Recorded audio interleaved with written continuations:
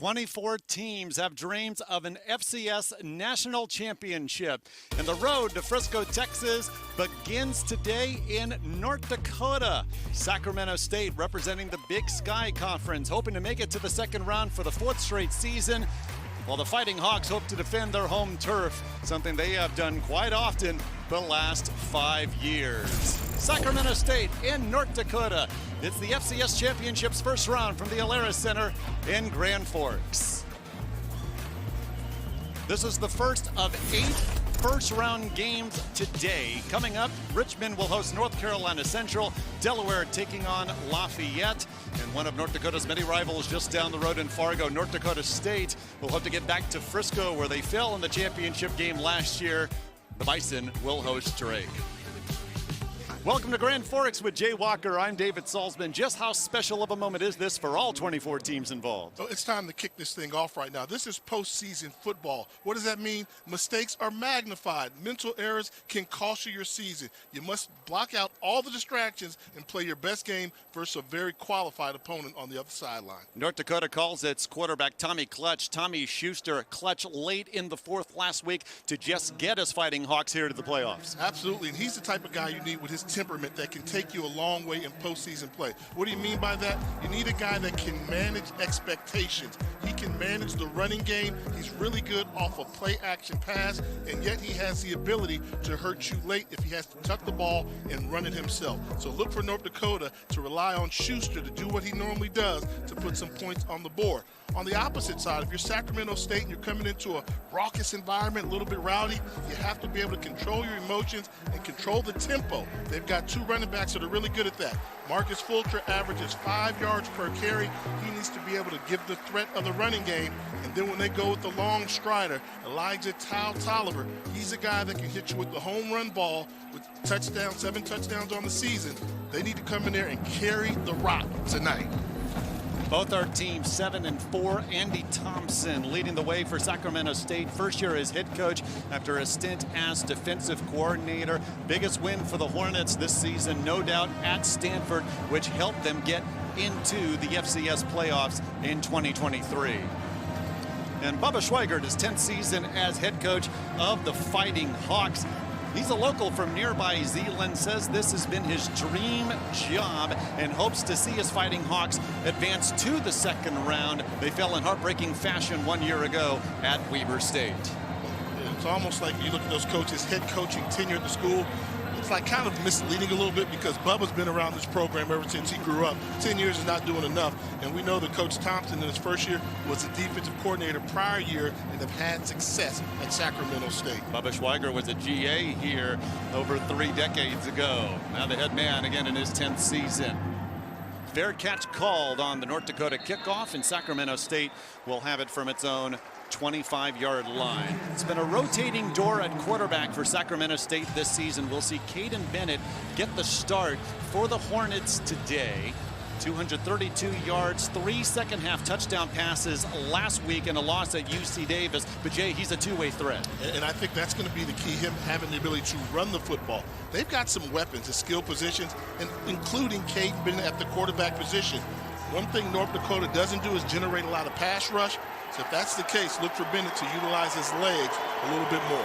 Low ceiling here at the Alerus Center. It will be loud. A handoff on first down. We are going to see the ball in this man's hands quite a bit today. Marshall Martin, who is listed as the starting tight end, but with size and speed of many players who are much smaller. And when we talked about Martin, he's a guy, one of those explosive playmakers that they have on the outside along with Carlos Hill, and then you put Fulcher in the backfield with it. They've got some weapons. 2nd and 2 as Bennett throws. Jared Gibson wide open. Stacked up, still moving, and will be brought down just shy of midfield. That's one of those signs I'm looking for early. Did you see how clean the pocket was for Bennett to go through his progressions and deliver that ball? One thing that North Dakota has to do is find a way to manufacture some pressure on a quarterback that can hurt you with his legs, that cannot allow him to stay upright. 1st and 10, Hornets from their own 49. Handoff, this is Fulcher, and right up the gut. He's able to make his way just shy of the first down marker. What a good job of controlling the line of scrimmage by the offensive line from Sacramento State. Every time they rush the football, they've gotten over 6 yards of carry. The quarterback is clean pocket, getting the playmakers involved early. Good start. Gain of 9 makes it 2nd and 1. Fulcher again. Good patience. And moving the pile forward. Brought down at the North Dakota 37. Ted Mullen, a 2nd tackle of the drive. And, you know, one of the things when we talk to the coaches, particularly from North Dakota, they thought, well, being in the Missouri Valley taught them how to be more physical than they were when they were in the Big Sky. But right now, the Big Skies, who are coming in here and controlling the battle at the line of scrimmage, winning the physical wars up front. Right, Big Sky no more for its passing game than the Missouri Valley, and North Dakota did play in the Big Sky for quite a few years. Blitz on 1st and 10. Bennett will scramble, and this is the two-way capability we were talking about as Bennett gets into the red zone past the 15. Great recognition by Caden Bennett. And what you really like about this one, go through your progressions. You see a running lane, take off. Makes a quick decision before they can adjust, able to pick up the 1st down and then some as the Hornets are on the move. In a 24. Hornets have scored touchdowns on 2/3 of their red zone drives this season. In an empty set from the 13. Got them outflanked. They've got the numbers. Fulcher spins away past the 10. Dives forward. Waiting for the call. Down just shy of the goal line. And we saw that there when they moved Fulcher out of the backfield and moved him to the top of the screen. They had the numbers. There were only 2 defenders there against the 3-man bunch formation they had for Sacramento State. North Dakota fortunate that Fulcher did not get to the end zone. As you take a look here, once you make one guy miss, there are only 2 guys over there. He's a little late. So you've got downfield blocking and a great individual effort from Fulcher. 1st and goal. Bennett keeps it into the end zone. Touchdown. What a drive to start off the playoffs. No 3rd downs on the drive at all, and Caden Bennett gives his Hornets a 6-0 lead. Coming in on the road, the kids from California taking advantage of the indoor cozy environment here, but that was impressive. The offensive line really did a good job controlling the line of scrimmage, allowing them to run the ball, throw the ball, and the quarterback scrambles. 10 a.m. local time kick on the Pacific time zone for Sacramento State. They're wide awake as Zach Schreiner kicks the extra point through. What a start for Caden Bennett and his Hornets, up 7-0 early. That's a start you have to have, and they got a lot of key things done, but at the end of the day, I'm giving credit to the guys up front. Bennett is the beneficiary of it, but the Sacramento State offensive line got the job done. They're up by 7.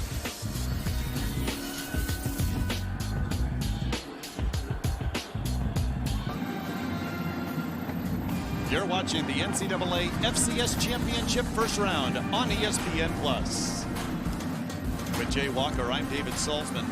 First game of the 2023 playoffs, and this is our side of the bracket. Winner goes down to Vermilion, South Dakota to take on the Coyotes, the 3 seed. That's next Saturday at 2 o'clock Eastern time. Lafayette, Delaware, Chattanooga, Austin Peay, Drake, North Dakota State, also on this side of the bracket in the playoffs this season.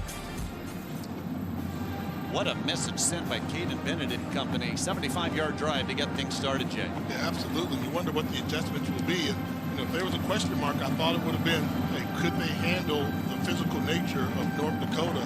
And they really made that look easy on that drive. Fighting Hawks. Sorry, Jay. Fighting Hawks have 2 kick returns for touchdowns to begin games, but not here. Luke Skopna began their impressive win against North Dakota State earlier this season with a 100-yard return for a touchdown, but he's out of bounds just past the 20-yard line. For the first time, we'll see Tommy Schuster, 5th in the FCS in completion percentage at 71.1%.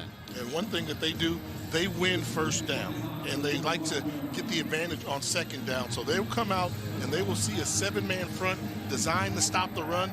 They're very comfortable running against crowded box, picking up 3 or 4 yards on first down. That's going to be the key today to see what can Sacramento State do to win the battle on first down. Schuster, 4-year starter, all-time record holder here in completions, passing yards, and touchdowns as he throws on first down and hits his best target in Bo Billquist. Easily the team's best receiving target, 62nd catch of the year. You know a team is coming out to stop your run because that's what you do. Well, it's the playoffs. You have to change up your strategy a little bit. Good job of moving the pocket for Schuster, and Schuster finds the 9-man football star in Bo Belquist, who's proved to be a really good player his time here at Grand Forks. Senior from New Rockford, North Dakota. Now at 700 yards receiving. First handoff, Isaiah Smith scoots to the outside and with room. Smith putting on the Jets past the 30. Brought down just shy of the red zone. Dylan Jarrell finally makes the tackle.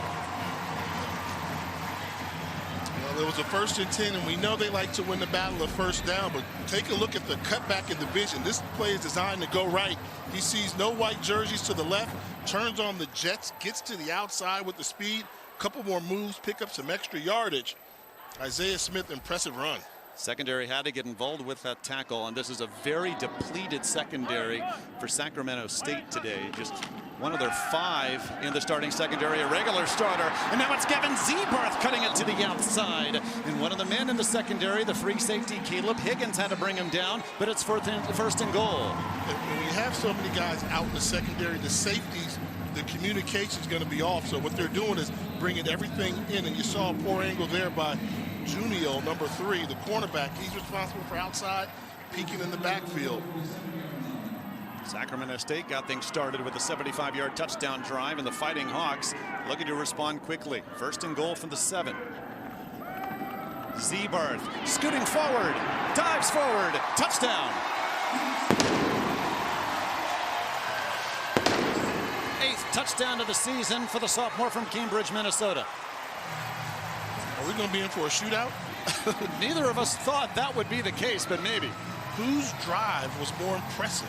Sacramento State or North Dakota moving down the field in a hurry? Did not take them long to reach the end zone.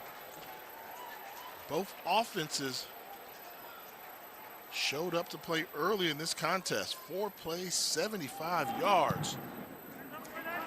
Took under 2 minutes. This is not a quick strike North Dakota offense, but plenty of explosive plays on their first drive of the playoffs. And Zebarth coming in, averaging almost 7 yards a carry. His big run set North Dakota up with first and goal, and he finishes it off with a 7-yard touchdown run. 7-up Sacramento State and North Dakota in Grand Forks.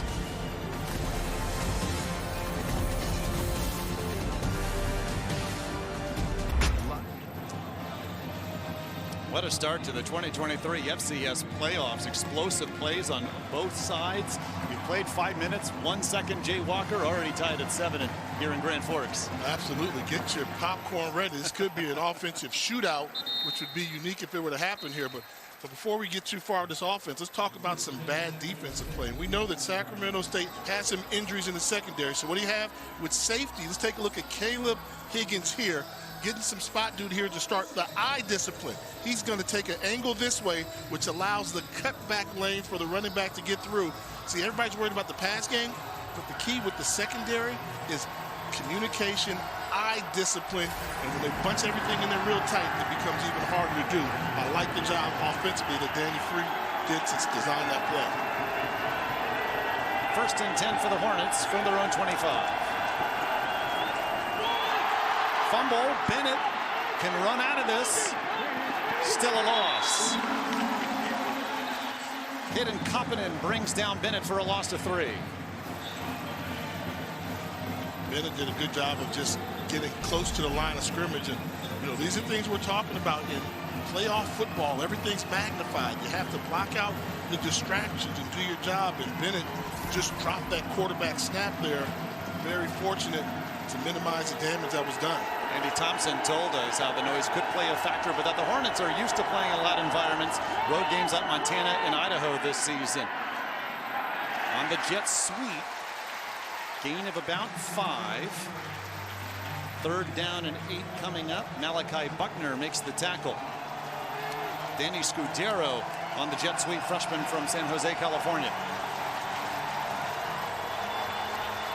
The Sacramento State team's awfully good on thirds, 46%, 13th in the FCS, and North Dakota has struggled in that department. Their defense 114th in allowing 3rd down conversions. 3rd and 8. Blitz. Bennett, plenty of room in front of him. First down past the 35, into the edge, down the sideline he goes, and out of bounds just shy of the North Dakota 35-yard line. What has to happen when you cannot create natural pass rush, you have to bring pressure. So you see the linebackers do a little stunt and cross. Well, Bennett sees that. He knows the middle of the field's wide open. Fulcher's a distraction, gets enough of a block, and then he just uses the wheels to get to the outside for a big play on third down for Sacramento State. Bennett coming in over 450 yards on the ground.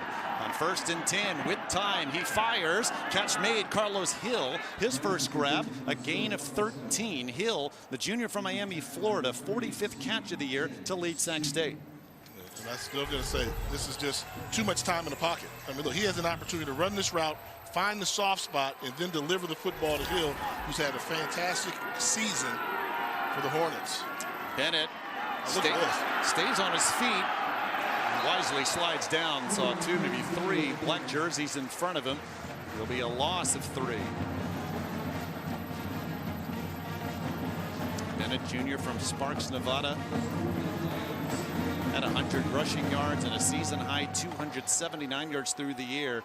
And easily Sac State's biggest win of the season. Came in September at Stanford, 30-23. And without that win, very likely, Jay, Hornets don't make the playoffs. Yeah, especially considering they lost last week. But Bennett's a guy that can hurt you. Kind of his style of play reminds me of Kyler Murray a little bit. Likes to make creative things happen from the pocket. Has enough of an arm to really beat you as well. It's 2nd and 13. Bennett keeps. Brought down just shy of the 20. He gets 6 yards back. I would tell you, they are just ripping off yardage. You know, if they don't have a negative play, then they're gaining over 5 or 6 yards per carry, which is really good. This offense, you see it right there, is already converted on a 3rd down already. They do not fear 3rd down. 3rd down was the 36-yard scramble by Bennett. You got to blitz him. You have to find a way to get pressure to him. If they go with this a 3-man defensive line front, he will sit back and hurt him and pick him apart. You got to bring pressure. Here it comes. 3rd and 7, quick throw and a catch made. Should be enough for the first, and it is. Well, the mark is going to be right at that 1st down marker, but he finds his good target in Marshall Martin. And that's the problem. If you're going to bring pressure, then you have to win one-on-one matchups. And I don't know if North Dakota has an answer for Martin. I mean, Martin can be a problem for cornerbacks, for safeties, and particularly linebackers. Very possible we see this young man on Sunday. It's now a catch in 47 of 48 games played. He is an NFL prospect. They say even at 6'2", 230, he can run 22 miles per hour when healthy, but he has been banged up for much of the year, why his numbers are down this season. Another blitz as Bennett fires, caught, touchdown. Anderson Grover, junior from Modesto, California. 3rd touchdown of the year, and the Hornets are back up. Big time throw by Caden Bennett. They're trying to bring the pressure to get to him and hit him. But watch him, knows he's going to get hit, but delivers an accurately thrown pass to the slant pattern to Grover in the middle of the defense. Nice execution on that play by the receiver, the quarterback, all parties involved. Back-to-back 75-yard touchdown drives for Sacramento State as Zach Schreiner kicks the extra point through. Maybe we do have a shootout in Grand Forks. We didn't expect it, but the offenses are dominating so far.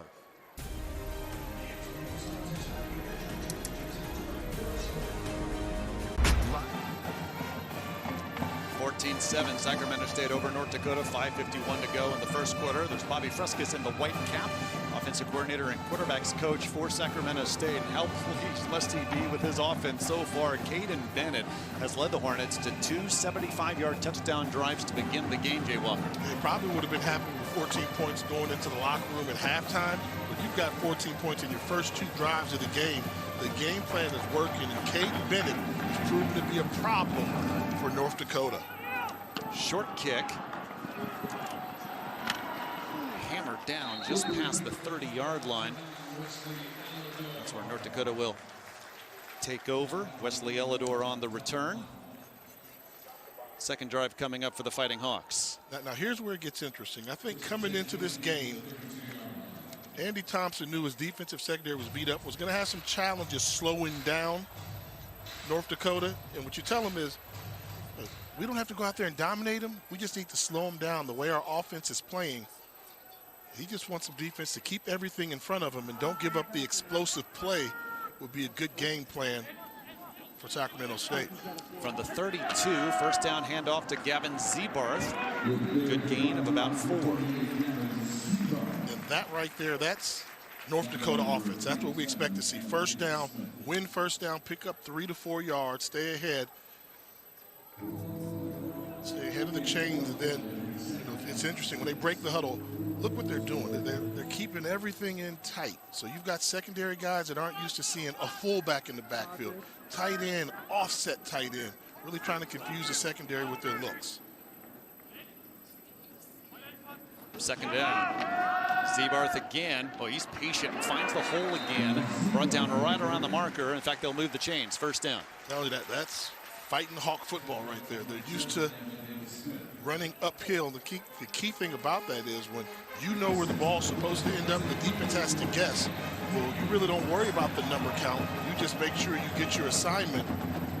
Good job running the football, 2 consecutive plays, able to pick up the first down. Gavin Davis-Smith back-to-back tackles, but it is 1st and 10.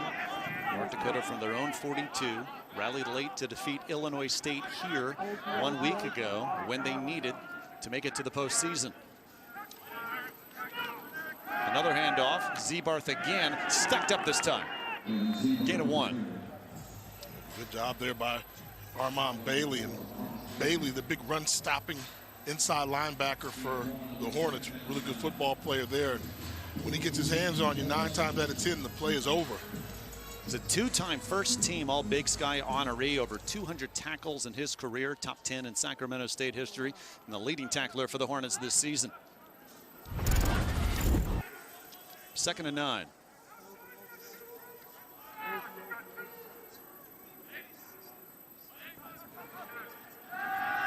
Schuster setting up the screen, and it's batted down, incomplete. Leke Fashola read it all the way, junior from Concord, California. Yeah, great job, because they really had this play set up nicely. Everybody's thinking it's going to the right, trying to do a little slip screen to the left, and a good job of batting it down. Great recognition by the anchor defensive line. North Dakota converting 47% of their third downs, coming in 8th in the FCS. But they have it 3rd and 9 with the first down marker at the Hornet 48. And no threat of the run, so this is where if you're Sacramento State, you have an opportunity to get a stop on 3rd down. Obvious pass situation.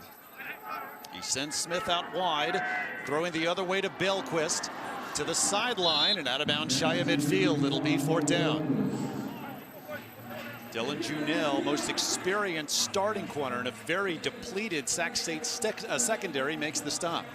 You know what happened there? While that drive fizzled, they lost on first down. They had a first down run, and Armand Bailey blew it up, limited them to just 1 yard, and they could never get back on track. Good job by the Sacramento State defense forcing a punt. Luke Silvernail averaging 40 yards a punt, gets off a good one. Anderson Grover, who has Sac State's last touchdown, calls fair catch just ahead of his own 15. 14-7, the Sacramento State lead over North Dakota, 3:15 to go in the first quarter. They finished 7-4, and Andy Thompson admits he sweat out Selection Sunday after they were dominated by their rivals at UC Davis 1 week ago. But we mentioned the Stanford win. No question, they're not here without that victory. They scored late to knock off the Cardinal on the road. And look, even among their 4 losses, 3 coming to teams with first-round byes, all in the Big Sky. Just 1 of 4 wins by an FCS team over an FBS opponent this season. What I'll add to that, you say, 3 of the teams that, good, they lost to 3 good football teams, but the one they lost to is not here, and that's UC Davis. And Davis beat them that last weekend of the season, which a lot of people thought was going to give Davis the bid. Right now, hey, that's old news. Sacramento State taking advantage of the opportunity they have with a second chance at life. After the Elijah Tolliver carry, Caden Bennett plenty of room again, and down the sideline he does go out of bounds. At the 33, Bennett once again moves the chains. We talked about the moves, looks like Kyler Murray a little bit, but take a look here, barely goes out of bounds. A good bit out of bounds, but great job of making the defender miss in the open field. I'm telling you, they've got a Caden Bennett problem. North Dakota has to figure out a way to contain him, because right now, this is just a walk in the park right now. And he's making it look easy. 76 yards on the ground already, and Bennett on the option will pitch. Tolliver with space down the sideline. That looked easy as well into North Dakota territory. Are you kidding? They ran speed option. I mean, speed option is like a play that's almost like a dinosaur in college football. Today's college football, they optioned off the safety, and they ran it to perfection. Tolliver the handoff, and a big hole again. Takes a lick, but another first down past the Fighting Hawk 35. They'll actually mark him right at the 35, but a gain of 13. Wow, you see this just good hard run by the taller running back, and lowers that shoulder, puts the boom on Sammy Fort coming up from that free safety position, knocks his helmet off, so now Fort has to leave the game, and he got trucked. This is an experienced Sacramento State offensive line. No, please, thank you. Our referee James Brockhart gives instructions to reset the play clock to 40. The left tackle for the Hornets, Ivan Garza, 35th straight start today. Honorable mention, All Big Sky. Left guard Jackson Slater, first team All Big Sky. That time, the room isn't there as Martin is brought down for a short loss. Ted Mullen on the stop. Did a good job, and that's what you kind of need if you're in North Dakota. Win first down. So they tried to get the ball to their playmaker, Martin. Great recognition. But the problem is now you're basically giving Caden Bennett 2 chances to pick up 12 yards, and the way he's been going, shouldn't be that tough a task. Hornets have not been stopped yet. Back-to-back 75-yard touchdown drives. Got to pressure. You have to bring the pressure and hope that your secondary can cover. 2nd and 12. They bring 4. And Bennett wanted to scramble initially. Now still looking downfield. He'll throw it incomplete. Marcus Fulcher, the intended receiver, but 3rd and long coming. And that was a good job of a disciplined pass rush. You saw early in that drop back, Bennett was ready to tuck it and take off. As you see it right here, he's like 1, 2, 3. Okay, I got to get out of here. Nowhere to go. Flashing jerseys. Jeffrey Griffin, big number 0, from his nose tackle position, did a stunt to make him think about it. Good defense. 3rd and 12. They bring 4 again. Bennett lofts a throw, jumping grab made. It's Hill. First down, they convert on 3rd again. Gain of 21. 2 consecutive downs without bringing pressure on Bennett. He's going to pick you apart. And that was a beautiful ball. I mean, look at the touch on this throw right here as he delivers it to Carlos Hill over the safety on the underneath coverage. Drops it in there nicely to Hill. Hill's second catch. He has 2 or more receptions in every game this year. See if the Hornets get a play off before the end of the quarter. They just do. Tolliver dragged down past the 20. The story of the game so far, offense, but especially by the team from Sacramento and Sacramento State. Yeah, showing they're playing a little bit like Big Sky football. They're throwing the ball, they're running the ball, and we've got a battle here at the University of North Dakota, but the kids from Sacramento said, hey, we're not here to contribute. We want to win this thing. Up by 7.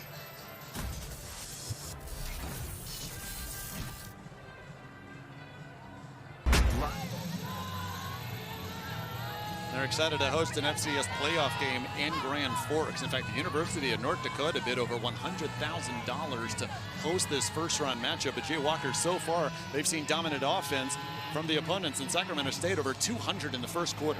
So you're starting to question the return on investment for North Dakota. And right now, a lot of that Caden Bennett is just doing damage to this Fighting Hawk defense. Look at those numbers, over 150 yards in 1 quarter. Passing the ball effectively and running the ball extremely well. They're on the red zone for the 3rd time already today as Martin gets the carry, his second. We will see this young man get the ball from a number of different positions this afternoon. But we just saw a tight end, not a jet sweep, That was a tight end outside zone. That's a play you call for a running back. That lets you know the confidence and the athleticism that Martin brings each and every play. 29 catches because he's been banged up this season, but still named first team All-Big Sky. That's the respect the conference has for him. Fulcher bounces it out to the outside, and it's 1st and goal. Another 3rd down conversion for the Hornets. They'll have it at the 4. And great patience on display by Marcus Fulcher on this one. You know, the coach has said he's really good at running that inside zone. He's got a good feel where to go. Or good job running the daylight. Nice little jump step to the outside. Saw he had the leverage and the angle. Good job of running by Marcus Fulcher. 4 for 4. Sacramento State on 3rd downs today. They look to go up 2 touchdowns. 1st and goal. Fulcher brought down, short gain.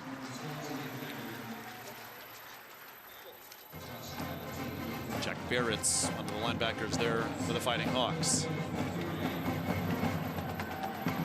They've had so much success with the shotgun and just giving the ball to Fulcher to run downhill. A little surprised they elected to go underneath the center and move Fulcher to almost like a wing back position. But I have seen them run this wing T package before. Fulcher and Tolliver are the wings. Bennett keeps it himself. And that is just shy of the goal line. Actually, that was Coleman Kuntz. Backup tight end to Martin on the carry, but 3rd and goal coming up.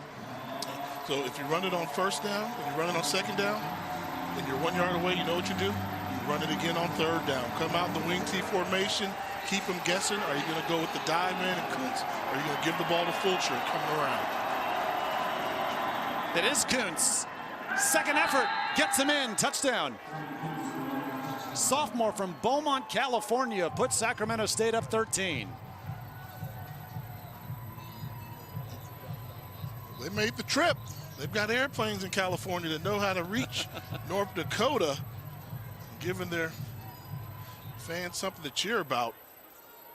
We've seen some unique play calling on display by Fresquez. Wing T, 3 consecutive plays, believed in it, and they executed. Schreiner's 3rd extra point already. 21-7 Sacramento State, early 2nd quarter. You know, when I think of wing T, I think of Eddie Robinson. That's what he ran in Grambling all those years, winning his coach in FCS football. And if you've got an eager up man like Kuntz that knows how to find the end zone, you can put points on the board.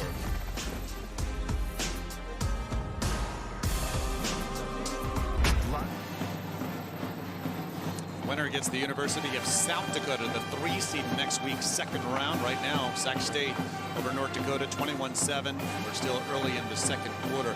Zach Schreiner normally doesn't do kickoffs, but the Hornets kickoff specialist Evan Keeley is banged up, so it will be Schreiner kicking this away from the 35. On the return, past the 25-yard line. That's all the room that Elidor has. We'll see Tommy Schuster and the North Dakota offense on the field for the 3rd time. Last week, Schuster, the hero, led a 76-yard drive late in the 4th to rally the Fighting Hawks to a 22-21 win over Illinois State. He's had late comebacks 4 times the last 2 seasons, and obviously right now we may have to see that from Schuster and company if Sacramento State retains this lead. Stay poised, and this is a run-first offense, so don't abandon the running game first. Everything's based off of running the football, but you can't allow Sacramento State to run away with this, make it a track meet. Track meet favors a team that's more explosive, and in this game it seems to be Sacramento State. Isaiah Smith, shifty of the 2 backs we'll see. Gavin Zebarth the other. 5-yard gain for Smith on 1st down. And that's them. When they're winning on 1st down, this is a very good offense, and they keep you on your heels. The offensive line has to take it upon themselves to set up those running lanes, and their best passes are play-action passes. And for all the heroics Tommy Schuster's had here in Grand Forks, they don't want to throw the ball so often. Offensive coordinator Danny Freund says, we're throwing the ball 20 to 25 times, we're doing things right. Still obviously too early to shift things more towards the passing game, and here's why. Because as you said, Jay, they're awfully good running the ball. Smith another 5 yards. And you have to be a fan of this type of football. I mean, think about where we are geographically in the country. You know, this is Midwest, deep Midwest, but the cold Midwest where it's, you got to be tough and, you know, breathing's a little bit tougher, running's a little bit harder. Well, when they break the huddle, they keep everything tight. They know they're going to be outnumbered up front, but they just don't care. Right now, you got 7 guys close to the line of scrimmage right now. They're probably still going to run the ball on first down because they're used to it and they just don't care. 81 yards on the ground for the Fighting Hawks. 1st and 10, Schuster will look to throw. Heaving it deep, wanting Belquist, incomplete. Might have been tipped away at the last second as they test this depleted secondary. DJ Houston on coverage. Really good job of getting back here.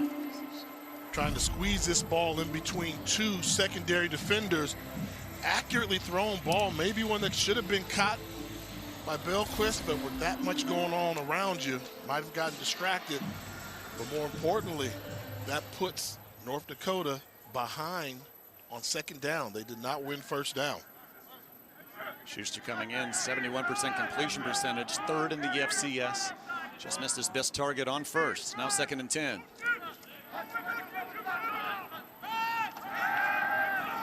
Schuster pressured. Doesn't want to do this a whole lot, but he does scramble and gets just a gain of 1. And think about what you just said prior to, you know, this fresh set it down. They do not want to have Schuster throw the ball 25 times, 20, 25 times. That's not going to count as a pass attempt because he ran, but it was a drop back. That's not their style of football. A little surprised they got away from it when they had success running the ball. And they came out with 2 consecutive passes, and now they're facing 3rd and long in a passing situation. Yeah, I mentioned the completion percentage, but he's just over 2,000 yards passing coming in the Fighting Hawks 11 games. So that's averaging under 200 a contest. And he faces 3rd and 9.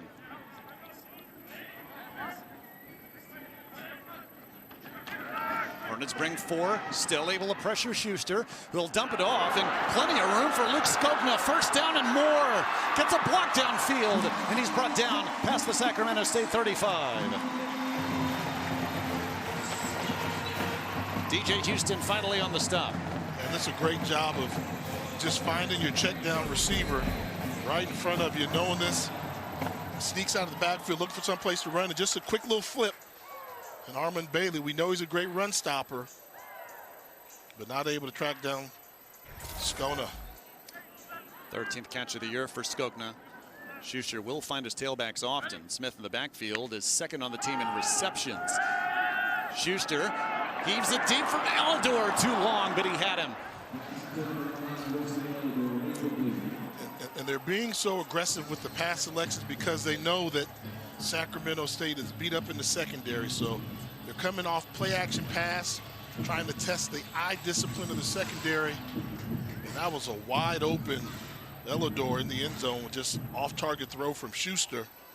Something to be concerned about if you're Sacramento State. You can't have guys running that open in your defensive secondary. Sacramento State calls timeout. Yeah, they gotta get that together. That was a wide open wide receiver and just an off-target throw. Andy Thompson says we have not put together a full game on defense yet, hoping his defense can step up as the Fighting Hawks are driving in the 2nd.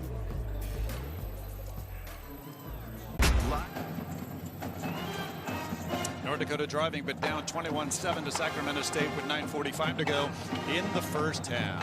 NCAA FCS championship coverage continues next weekend. 2nd-run action beginning Saturday on ESPN+. For more information, visit NCAA.com, the home for all 90 NCAA championships. Bubba Schweigert hoping that his defense can stop Sacramento State for the first time once they get the ball back. Hornets 3 drives, 3 touchdowns so far. It's Tommy Schuster and the North Dakota offense with its 2nd and 10 from the Sacramento State 33. With Jay Walker, I'm David Salzman from Grand Forks. First FCS playoff game of 2023. Gavin Zebarth has the North Dakota touchdown, and on 2nd and 10 he gains 4. And that's the play I'd like to see the Fighting Hawks run on 1st down, not on 2nd down. You know, you've got a very efficient passer in Schuster who can more than do the job on 3rd down, but I think you leave yourself vulnerable for Sacramento State to take a chance and dial up a blitz maybe you're not used to seeing that they haven't shown you to try and get some pressure and get you off your rhythm. Skopna in the backfield on 3rd and 6. Play clock under 10.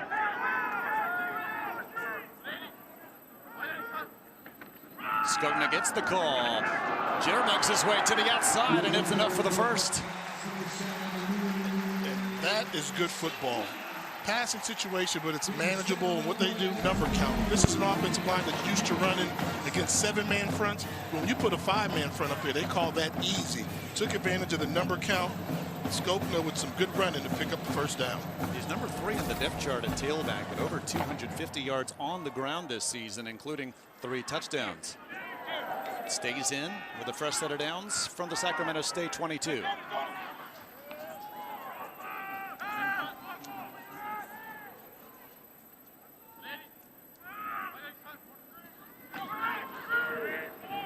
Schuster wanted the screen initially. Will dump it off to Skopna instead, and a nice job to get just a couple. Got out of the way of Darian Pollard, the first Hornet who could have made the tackle for a loss. Instead, gain of 2. A really good job of swarming to the football by the Hornets. See a number of white jerseys come over there and put hats on them, including big defensive lineman, Fashola, 99, hustling down the line of scrimmage. 2nd and 8.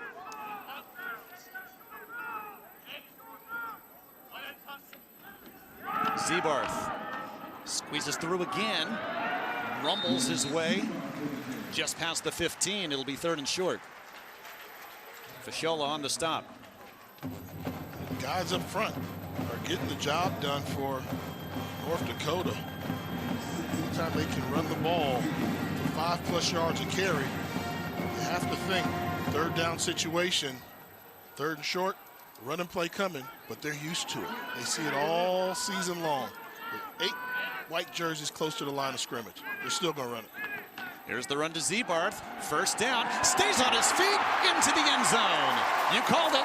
Touchdown, North Dakota.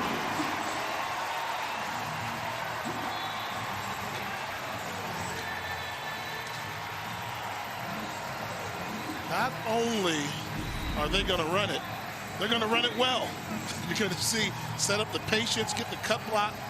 Poor angle coming up from the secondary tacklers. And you can just tell a team that's used to just forcing the run, forcing their will, and the running back showing patience, getting to the end zone. Breakout season for Zebarth, just 37 yards rushing his freshman campaign 1 season ago. But now his 9th rushing touchdown of the season, 2nd today. He's keeping the Fighting Hawks in it, now down 21-14. Anytime you've got that faith and you're seeing something that you're used to seeing, you're like, just give me the ball. I know daylight's going to get there, and good running backs know how to find the end zone. Zebarth is a good one.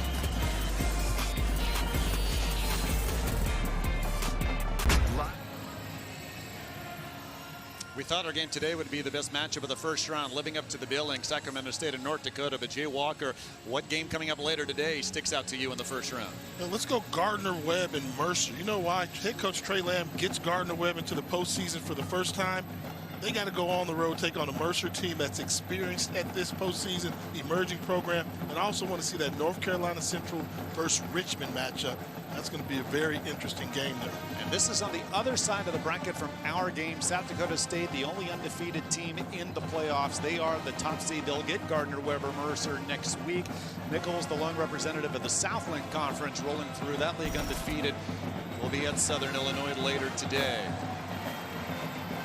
With Jay Walker, I'm David Salzman. We didn't think there'd be this many points in the first half, that's for sure. 21-14, 6:54 to go in the first as Brady Stevens kicks this into the end zone for the touchback. And you know what's interesting about that North Carolina Central versus Richmond game? I'm really curious about that because Richmond came in and had a good run out of the CAA. So this matchup here, now if Central were to beat Richmond, that would be their 4th CAA team they beat in the season.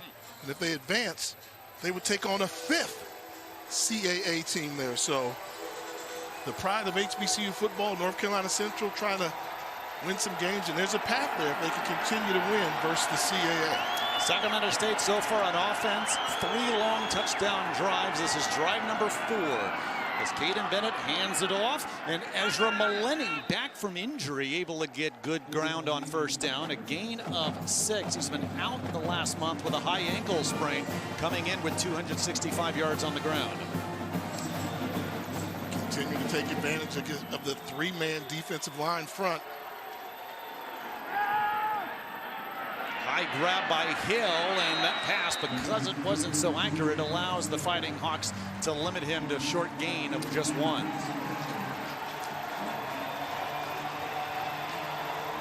Do you bring pressure if you're North Dakota? You haven't stopped Sac State yet.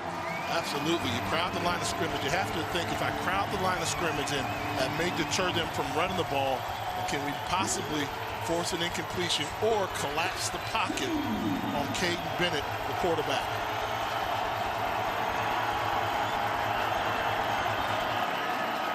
Handoff instead. Fulcher stacked up. The second effort, I think, was enough. It should be just past the 35. Rather, that was Maleni with a 3rd down carry to move the chains. You don't see plays like this too often in college football anymore. This was a collision. I mean, they were running downhill. You'll see Maleni. He gets this. He's thinking, I'm not moving anywhere. And guess who wasn't budging? The linebacker was at McNeil getting the leverage, and that was a good old-fashioned pop in the hole. Almost 300 combined yards on the ground alone here in the first half. Bennett will keep it this time. As he reverses field, there's plenty of space in front of him, and a burst of speed from the Sac State quarterback. Maybe a touchdown-saving tackle shy of the North Dakota 35. Dave, you seem like you played flag football back in the day. So remember in flag football, you know what the #1 play was? Quarterback sweep right. Everybody loved doing it. This is quarterback sweep right, but you're adding a little Caden Bennett to it. It's quarterback sweep right with reversing the grain. Nobody can catch him. Thing is, I wasn't that fast when I played flag football. Antonio blew it with the stop. Look at that tight end. Look at that tight end, Martin. He moves like a wide receiver. They get him the ball. Is this just a issue of Sacramento State having too much speed for North Dakota so far? They're not used to being so dominated by an offense. The skill positions. I mean, the offensive line's doing a good job, and you can tell the speed is definitely a problem for North Dakota at this point. And I think, Martin, the tight end, is going to be a problem for anybody. You throw in Carlos Hill, and then you throw in a quarterback like Caden Bennett that's running the offense as efficiently as he is. But Martin's that guy that makes it go. He's that mismatch guy, and they move him all over the field. Look at those numbers.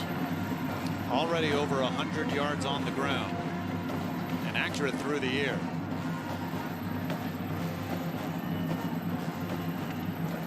The thing is, there have been no penalties called, which is rare. Both teams playing at a high level, but more impressive for Sacramento State coming in here with all the noise and all the distractions. 2nd and 8. Bennett lobs a pass, and wide open Coleman Kuntz. 1st and goal. Too easy. I mean, this is the wide open throw. Blown coverage. Kuntz makes the catch, turns around and says, wow, where's the defense?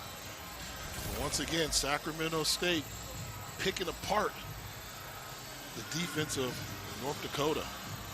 These are long drives, too. They're looking to cap off their 4th long drive for a touchdown in the first half alone. Wing T. See, they go wing T. They're just playing the numbers. We get 2 yards, and we're in. Razzle dazzle. Tao Tolliver on the razzle dazzle, stretches forward, but marked down just shy of the goal line. It was Fulcher with the pitch, 2nd and goal.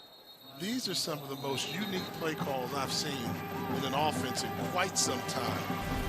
I mean, look, this is wing T formation with a pitch and then a forward handoff to Tolliver, almost getting in the end zone. Kind of tough to defend. North Dakota's called timeout. They don't have an answer for that wing T. Like, Coach, what is a wing T? We don't see that. We saw it on film, but probably didn't think they'd see this much of it. And also, they want as much time as possible to score before halftime, as we see the collision again just shy of the goal line. Wow, hard hit there. Malachi Buckner, starting safety, took the hit from Tao Tolliver, sophomore from Sparks, Nevada. 2:56 remaining in the first half.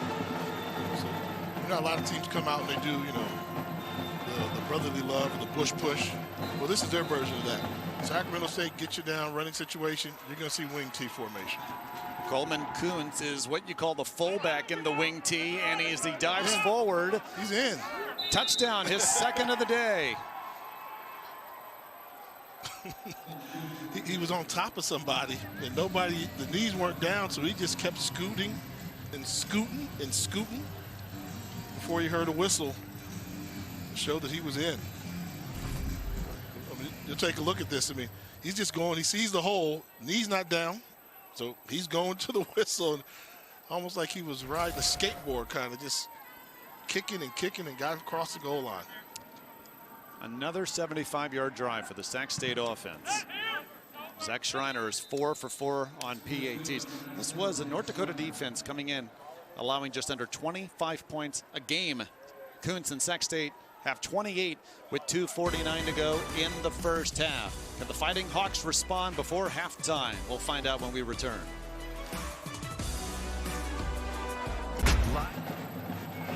Four drives, 4 touchdowns for Caden Bennett and the Sacramento State offense. Solid offense coming in for the year, 30 points a game, but perfect so far today, Jay Walker. Everything in the playbook is working. And that rarely happens in football games on any level. But everything they're calling is having success, whether it's trick plays, whether it's dropbacks, whether it's run. Very efficient offensive performance this first half for Sacramento State. Luke Skopna on the return, had a 100-yard kick return for a touchdown here against North Dakota State earlier this season. And a very good return here to help North Dakota set up shop just shy of midfield. 42-yard return. We talked during the break saying, you know, with 2 minutes, 45 seconds, we thought that might have been too much time. Said maybe if you're Sacramento State, you try to hold North Dakota to just a field goal attempt. But after that return, they're going to have you on the heels. And North Dakota's thinking, we've got a really good chance of scoring going into the half. And North Dakota will get the ball to begin the second half. So despite their defense being dominated, Tommy Schuster and the offense can score here. They'll get the ball to begin the second half with a chance to tie. For North Dakota's own 47. Hump ended just past the 45 in North Dakota territory. Sawyer Seidel, first carry for him tonight, freshman from Hugo, Minnesota.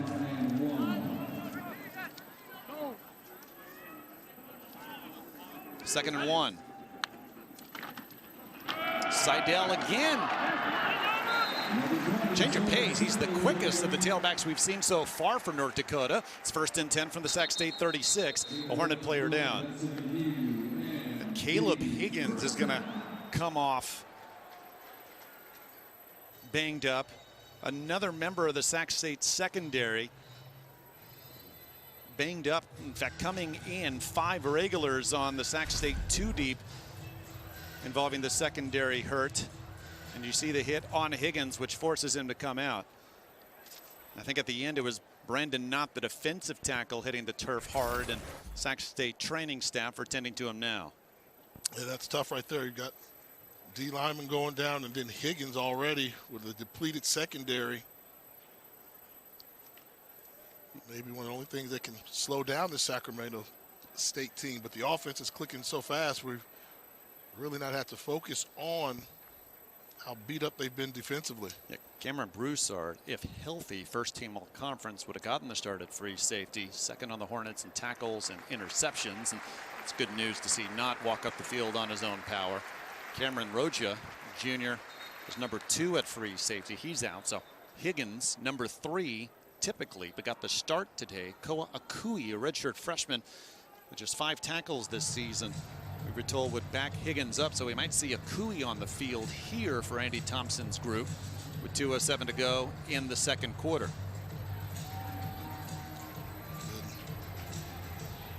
True freshman starting at free safety. You see number 17 right there.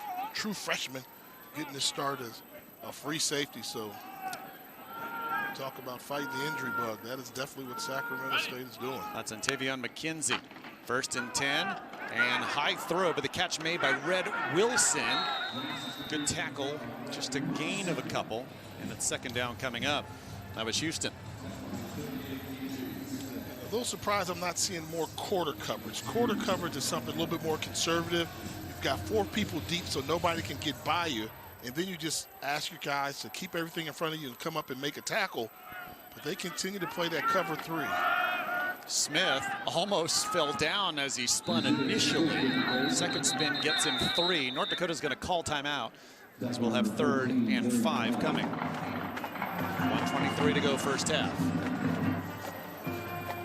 Isaiah Smith, 39-yard run on North Dakota's first drive, led to a touchdown.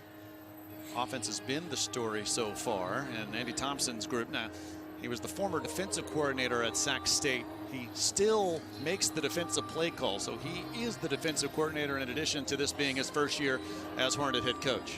And doing a good job as well. You know, anytime you take over for Troy Taylor, who had a fantastic run, that took the program to new heights, and you make it to the postseason your first year, you start to put your identity on the football team. And right now, he's just trying to will this defense to get another stop and not allow North Dakota to chip away going into the locker room.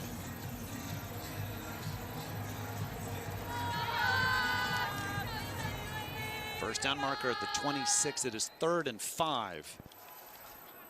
Fighting Hawks still with a timeout left this half. They're 3 of 4 on thirds. Watch ball quest in this little bunch formation on the bottom. Schuster will dump it off instead. Smith and a good solo tackle. That's Darian Pollard, sophomore from Stockton, California. It is 4th and 2. Offense stays on the field. Wow, that was a really good play by Tommy Schuster. Sacramento State actually had that play snuffed out, but Schuster had the patience, went to his 3rd read, made a throw to make it in consideration for going for it on 4th down. We're under a minute now left in the first half. 4th and 2. Blitz. Schuster scrambling. In trouble. Lobbed the pass intercepted. Big man down the sideline out of bounds, but it's Ben Ahio, the junior from Fresno, California, with the pick. And you can't fault Schuster for that one. Just trying to make something happen. Going for it on 4th down. No need to take a sack.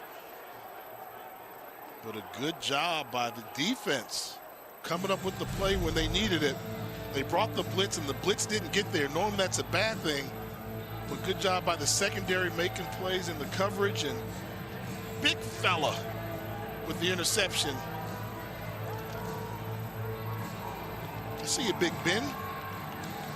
Struggling with the pronunciation of the last name. So Ben Ahio, 6'4", 257. He'll remember that interception the rest of his life. How aggressive is Sac State here from their own 36? They'll hand it off to Fulcher being chased and drop down for a loss. Junell with the tackle. You go into halftime up by 14. No sense of urgency here at all. Brother C.J. Siegel on the stop, starting corner. And both teams with timeouts, but neither looking to stop the clock here. Bennett will throw. Grover. Time will continue to tick off, and that should do it in the first half. So Caden Bennett and the Sacramento State offense, the story here in half number 1. That 5th drive officially did not lead to a touchdown because we're at the half. But before that, 4 drives, 4 touchdowns, and Bennett over 200 total yards. They played a fantastic first half of football. Perfect. I'm sure that QBR is probably somewhere near perfection there. Ran the offense, and defense got to stop when they needed. Impressive start to this game in the first half by the boys from California. Sacramento State up by 14. Who saw that coming? Andy Thompson's group up 28-14 on the road at North Dakota. First round of the FCS playoffs in Grand Forks.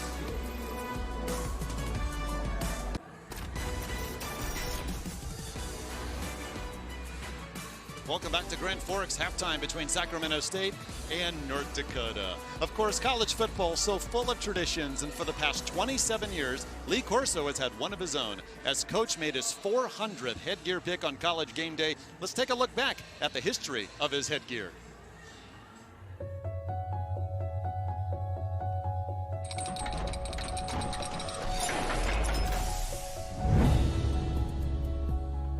When LC puts on the headgear every Saturday morning, that is the moment when the day of football can start. Could have never have dreamt that it would have become where we are today, where fans every week, that's what they wait for, to see which headgear he's going to put on. I like Ohio State's speed and power, but I question their place kicker and their punter. The headgear tradition started in 1996 at Ohio State. Herbstreit was fairly new on the show, and Kirk's wife Allison had been an Ohio State cheerleader. He thought I might have some kind of in to try to get Brutus his headgear. They had to do some very high-level, tense negotiations. I'm telling you, it took 3 or 4 different back and forths until finally they green-lighted Brutus. I'll tell you one thing. Buckeyes! Let's just examine the Brutus head. It's a head representing a nut, a two-tone nut. I like the Buckeyes! So it's ridiculous looking. You can't help but laugh. Hey, hey, hey, hey, hey! And when he sensed that that was an entertaining moment that resonated with fans across the sport, he embraced it, and it's become a beloved tradition. Colorado in a big upset! I remember him as a young kid watching College game day, and Lee Corso was on there putting on the headgear. He is College game day. I feel like I've been watching Lee Corso do that since, I was in high school. The different antics he's used and mascots he's used has been pretty incredible. Fire wolf costume, a purple cow! Cow! To this day, I still watch and anticipate to see what he's going to do. Go Navy, beat Army. Seeing him fire off the guns is pretty funny. My favorite one, we're at Texas, and McConaughey starts wrestling the LSU Tiger head off of LC. There was a little trickle of blood. Katy Perry was incredible. Like, she damn near broke my man's nose, taking the mascot head off of him. I think that the best one might be the outtakes. How can you pick against SMU? Throwing out some words that might needed to be edited. My favorite memories definitely include live animals. We got a live duck on the set. He's not afraid of gamecocks. He's not afraid of alligators. He's not afraid of dogs of any kind. That dog is beautiful! That dog is ugly! Give me this thing here!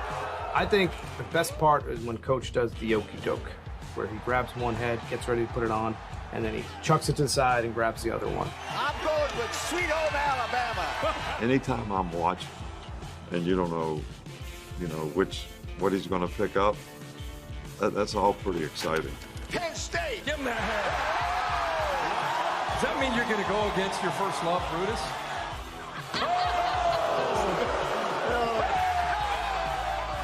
Coach Corso is a maestro of the crowd. He can take them on a ride like not many people in the history of television can. Corso with the duck. He's always got something ready for the people, and to see him come out as Ben Franklin was just absolutely incredible. I founded Penn. This is my school. My best moment is when he picked Texas to win the national championship. Tonight, they shocked the entire universe. And all the other guys up there were totally against him. I'm going with Texas Longhorns. Hook up, Texas! And then we won. And I've praised Coach for that ever since. There's a time with Bill Murray, we're at Death Valley at Florida State, and he comes up, Chief Osceola, and he's dancing, and Bill Murray sees that, and he picked Clemson, and he picks him up. WWE style. It's chaos everywhere. Somebody that tried to copy that would be silly. There's only one person who can do that, Lee Corso. I think he's been a great ambassador for college football and has brought some great perspective, but also brought laughs and fun to a game that we have to remember is still supposed to be fun and supposed to be a game. What he's provided to so many households, what he's provided to so many of us as coaches, he put a lot of fun in the game. I just can't thank him enough. For Lee Corso to put on that headgear 400 times, it never gets old. Roll Tide! It's sincere, it's authentic, it's genuine, it embraces the fans, it embraces the tradition of what makes this sport unlike any other, and what makes Lee Corso a college football broadcaster, an icon that's unlike any other who's ever been involved with this sport. And God bless the United States of America! The fact that I've got a chance to sit next to you all these years and watch you do your thing and just learn from you, it just taught me so much about this industry, watching you perform and the way you did it. There he is. The Kirk Herbstreit Show. We love you so much. You're a piece of gold that we cherish every single week.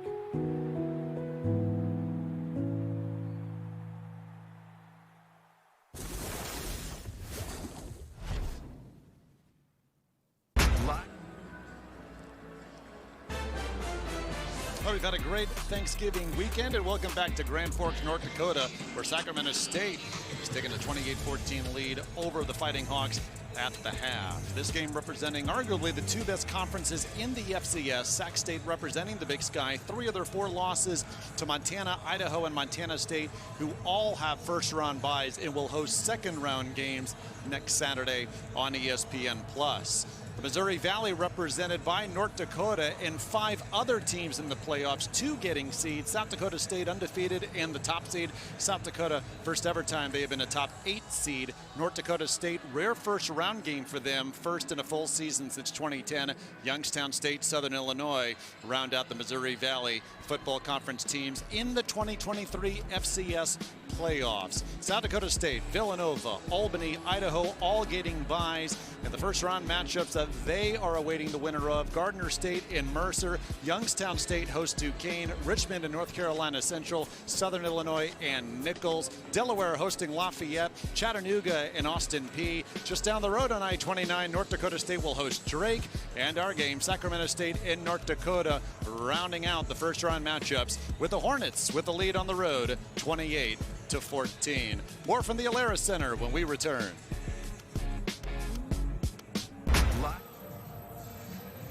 North Dakota 0-3 this season when trailing at the half. They had all sorts of trouble with the Sacramento State offense. Hornets with a 28-14 lead on the road here in Grand Forks. And welcome back with Jay Walker. I'm David Salzman. Well, we thought the winner of this game would have 28 points, and Sac State has 28 in the first half. How have they been so successful? Perfect quarterback play. If you give me a quarterback that played perfectly in the first half, then your offense should put a lot of points on the board and be in control. And I think that's what we saw in the first half. That's really been the key. As we take a look at some of the first half highlights, what you'll see is the quarterback play has been tremendous. Take a look at the job here, realizing it's his turn to run. Great job by Caden Bennett, calling his own number, and he was really that wild card. Even when you had him bottled up, Bennett found a way to hurt you by breaking coverage and contain, get to the outside. And you can't be a dual threat quarterback unless you have the ability to throw the football, to locate the right receivers, and this throw right here to Ford, one of the best throws he made, over the top of coverage, delivered it in the soft spot.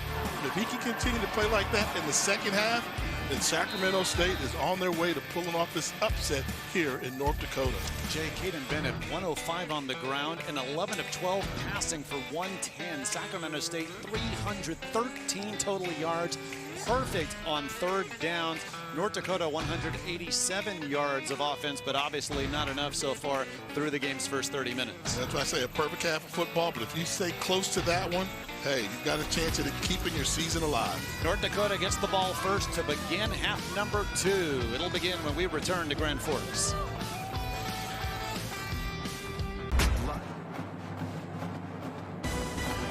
NCAA FCS Championship first round on ESPN+. With Jay Walker, I'm David Salzman. North Dakota gets the ball first to begin the third, down 28-14 to Sacramento State. Schweiger told us earlier this week that he often preaches to his team to stay in the moment. Says he was watching the 2007 Masters when Zach Johnson held off Tiger Woods to win the tournament.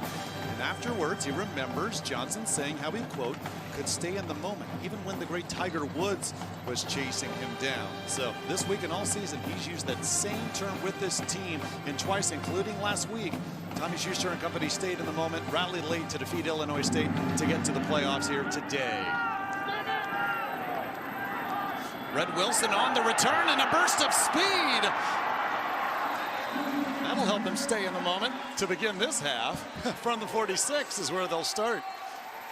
And I think staying in the moment right now for them means almost like I'm going to take a different approach, like a horse race. You know, they've got to stalk. You've got to stalk this team here, and you see a good job by the kicker getting them out there, but you know they need to stalk, stay on pace. You're down by 14. You can't let that horse get too many lengths in front of you before you prepare to make that kick and try and catch them at the finish line. So down by 14, they need to stalk, continue to score points every time they have the ball, and get in striking range. Tommy Schuster just 6 of 10 passing for 54 yards, but he had 133 on the ground. Zebarth providing many of those yards in the first half, including both their touchdowns. Gains 4 on first down. And I like the play call. See, if you're stalking, it means you're not desperate. You're just pacing. They're good when they run the ball on first down and pick up between 3 to 4 yards. Sound like a broken record now, but that's North Dakota's offense, based off of running the ball uphill, getting tough yards, and staying ahead of the first down marker. They say best case we're throwing it 20 to 25 times a game. They threw it 10 in the first half. They run it on second down and 6. And thrown down is the freshman Seidel, just shy of the Sacramento State 45, third and short coming. You know, they're running the ball very effectively. I just don't think they should get away from it. Keep pounding the football until Sacramento State shows that they can stop the run. Sacramento State did not show that in the first half, but North Dakota decided to start throwing the ball instead of keeping the ball on the ground. Fighting Hawks 8th in the FCS on third down conversions coming in. And on third and short, Zebarth, that's the conversion they needed, brought down at the 41. That's what you want to see. Hard-nosed running in between the tackles, giving them exotic formation, I formation with the fullback in there, but play power football and establish control of the line of scrimmage with your offensive line. First and 10.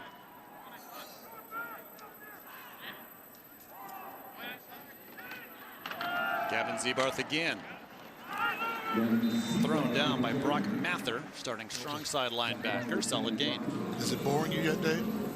First down, run the ball 4 yards. That's what they do. This is old school. I like it.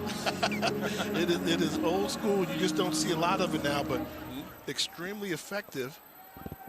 And I just like the job they're doing, not beating themselves, forcing Sacramento State to stop the run.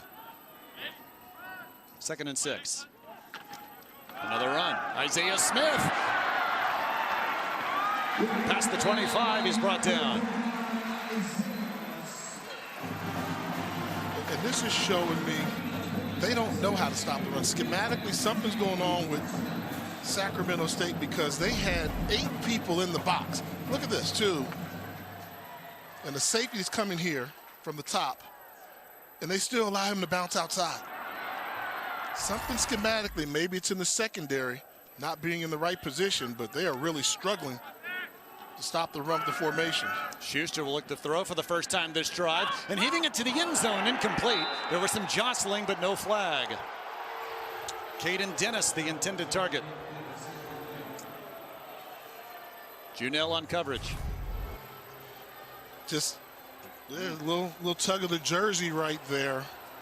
Could have been, but letting them play a little bit. You know, this game has not been called with a lot of penalties, so they're letting them play down on the field. So that would have been the first penalty called on this afternoon, so not doing it. But scratching my head a little bit, why throw the ball on first down when Sacramento State has not been able to stop your running game? And no penalties by either team so far. Second and 10. Pitch.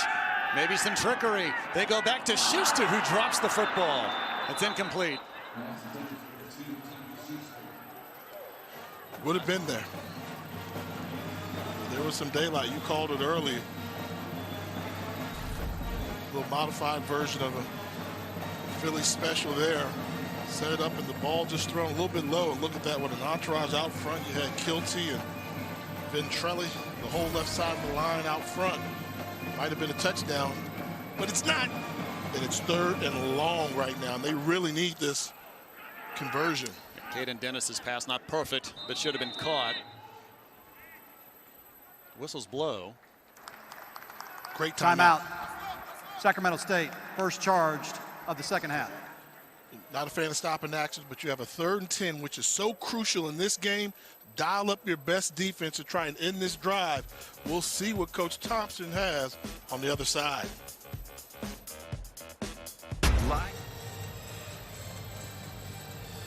Bubba Schweiger told us this is why you do it, making the FCS playoffs and then getting the support from the administration, a bit of over $100,000 to host this game. He told us there's been a different buzz around town this week, and of course UND is such a big part of Grand Forks, not just football, top-ranked men's hockey team defeating Bemidji State in overtime last night, but it's Schweiger really helping to put North Dakota football on the map on the FCS level, his 10th season here. Big play coming up for Coach Bubba. Right now they need to convert on this 3rd down. One-on-one coverage up top. On 3rd and 10, Schuster fires, and that's Dennis with the grab, but this is short of the first. Bubba Schweiger has a decision to make. I'm taking some points. Even when his defense, really on the 4 drive, Sacramento State had a chance to score a touchdown, did all 4 times in the first half? Yeah, I mean, I'm taking some points just for when Sacramento State does not score a touchdown. Okay. We've got something here. You're down by 14. You can chip away at it. But right now, if you don't get this one and they go down and score, you're down by 21, could be tough. Huge play in this football game. 4th and 5. Almost offsides, but no contact. Play clock down to 3. Schuster throws, caught. Dennis thrown down. That's enough for the first. Wow. Gain of 6. You talk about, Coach Schweiger, 10 years coach and head coach, knows this game, but he kind of knows what's at stake. I think he was feeling like you were feeling. We have to score touchdowns in order to win this football game. Can't settle for a field goal. So my hat's off to Coach Bubba for having the courage to make that call and the offense executing. Now, let's see if they get back to running the ball on 1st down. They do with Skokna. Trying to bounce it to the outside. Reversing field. Hornets are there. No gain. Jet Stanley among the Hornets on the stop. Andy Thompson calls this young man exceptional. 3 sacks at Stanford in the win in September, 30-23 for the Hornets from the FCS. Anytime you can get an interior defensive lineman with sacks or pressures on the quarterback, that can be very disruptive. Making his 37th consecutive start today. 2nd down.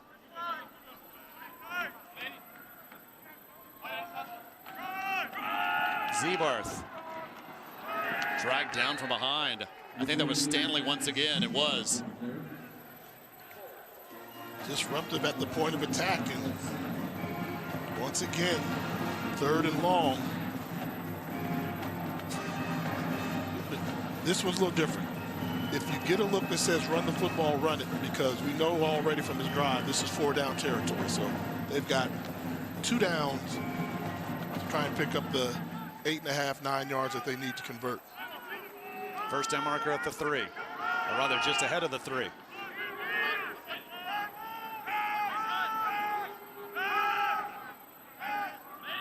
Play clock to 3. Blitz. Schuster still with time. Now scrambling. Has room in front of him. Tripped up. 4th and short coming. David Smith on the tackle. And you called it out right. One thing that can hurt a defense, if you blitz the pocket and you don't get there. So you're going to see the linebacker come in there. Nice job of picking it up by number 74, Venturelli. And if you blitz a quarterback and don't get there, he can really hurt you with his feet. And Sacramento State fortunate that that wasn't a touchdown run. North Dakota, top 15 in the FCS on converting fourths coming in. They did it earlier this drive. Now they need 5 yards.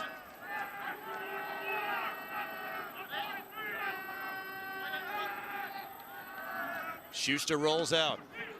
Throws to the corner. Touchdown!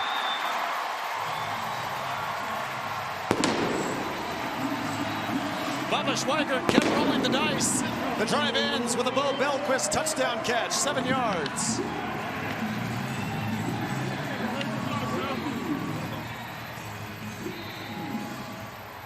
Wow, 4th and 5. Down inside the red zone. Realizing lots at stake. Rewarded with the touchdown throw by Schuster to Belquist. C.J. Alerus still perfect on PATs today and this season. Tommy touchdown comes through. Wow, you talk about delivering here. Look at the patience. Waiting, get some separation. Finds the end zone there. And we know that Tommy Schuster's as cool as they come. Does he have another comeback in his future?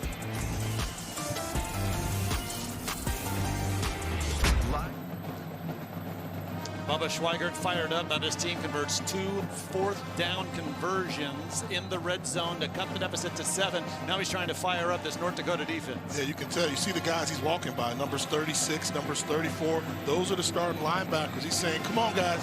I did my part. The offense is fired up, and they put points on the board. Give me what you got. They need a stop. Most people, when they think ND in college football, stands for Notre Dame, but Bubba Schweigert told us completely. ND to him is North Dakota, from Zeeland, North Dakota. Actually had a couple of brothers who played at North Dakota State, but he says, my allegiance has always been to the Fighting Hawks. Longtime assistant here, and coming back 10 years ago to be Fighting Hawk head coach. Yeah, and I was a little surprised because he told me, he said, hey, I'm a North Dakota guy, so he loves his university. He does not hate North Dakota State. He hates them the week they play, and other than that, he's all for the state of North Dakota, which I thought was unique. Sac State in the first half, their first 4 drives, long touchdown drives. 5th drive ended with the end of the first half. Does North Dakota State's defense have an answer that'll help? First down run for Caden Bennett is a loss. Take a look at that. We're talking about a perfect first half. 4 touchdowns out of 5 possessions. They just ran out of time in the first half, but can they keep that momentum going? What happened in the locker room? Did they get too relaxed, too lackadaisical? So important that they come out and stay on fire like they were in the first half. Caden Bennett was not the starter to begin the season. Carson Camp was, who's now the 3rd string quarterback. Handoff, nothing doing. Marcus Fulcher down for a loss. Malachi McNeil, the sophomore, on the tackle. One of those guys that Bubba walked by and said, come on, give me something, I need something. Good job timing up the snap count and making the tackle for a loss. About to be as loud as we've heard it all day here in Grand Forks. 3rd and 16.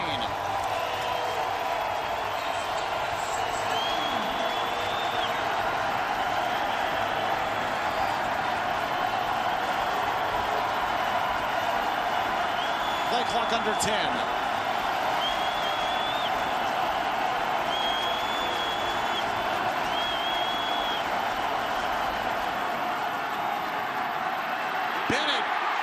Pressured, gets away, heaves it down the sideline for Jared Gibson, incomplete. Some jostling, no flags. Gibson 1-1. There was a lot of contact, but you have to go back. There has not been a penalty called in this game. The officials are letting them play a little bit. And North Dakota comes up with the stop on 3rd down. Hey, Dave, think we got a football game here now? Well, I know we have a punt, which we haven't seen all day from Cal McGuff. In fact, he had no punts in Sacramento State's quarterfinal loss last year to Incarnate Word. They lost that game 66-63. The sophomore just gets this one away, and a fair catch called just shy of North Dakota's own 45-yard line. They've been fighting back all game, and North Dakota a chance to tie when we return.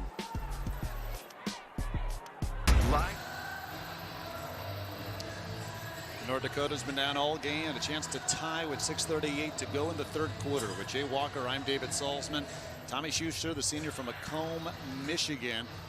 Part of a family of quarterbacks. Ryan Schuster is the backup at Lafayette, who is up 2 touchdowns at Delaware at last check. And Andrew Schuster, a 2024 commit to Division II Grand Valley State. However, we're told both of Tommy's parents are here to watch their son, who can come back next season, Jay, but a decision not made yet. Tommy's working on his MBA, not known if he'll return next season for North Dakota. But first things first, as he tries to get his Fighting Hawks into the second round. He was 3 of 4 passing on their last drive. A first down handoff to Gavin Zebarth, and good running room past midfield.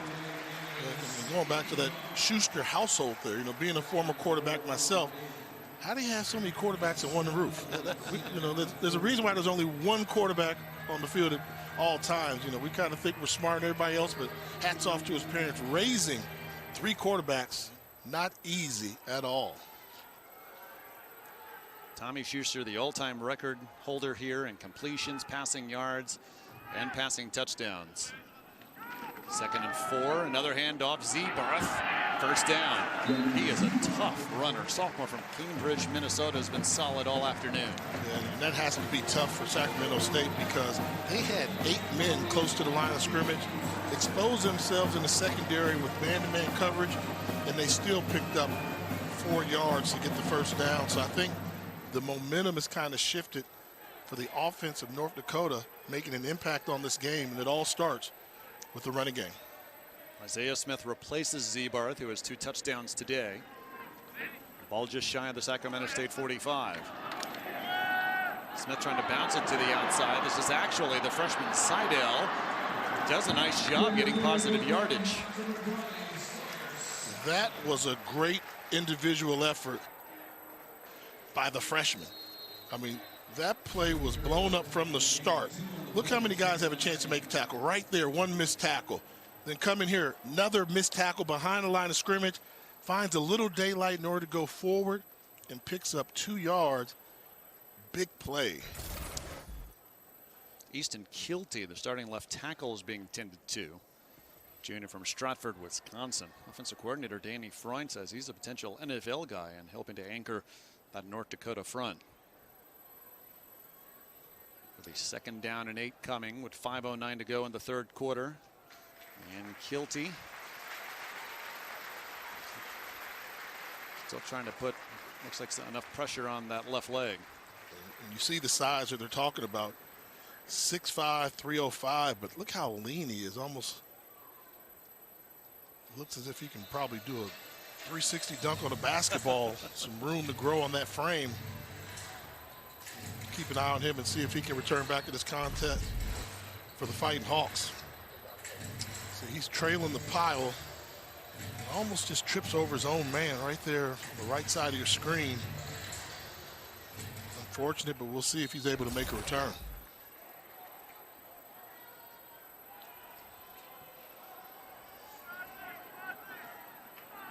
Second down and 8.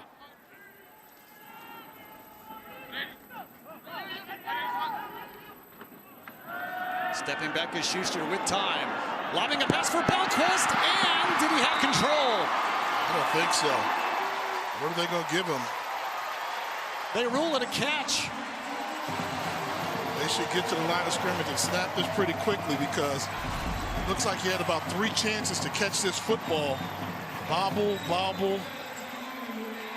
Where was that leg? Maybe it was inbound, but they got the play off. He gets the gain of 31. Now Isaiah Smith brings it past the 10. At first glance, I thought this was a catch, but what do you think, Jay? Well, he had time to catch it, but I thought he kept moving and the ball's moving a little bit. When that, even closer when you look at it slow motion, but I'll respect the call on the field. They were closer to it than we were. On 2 occasions, North Dakota's been down 2 scores. Chance to tie with the ball at the 8. 2nd down and 6.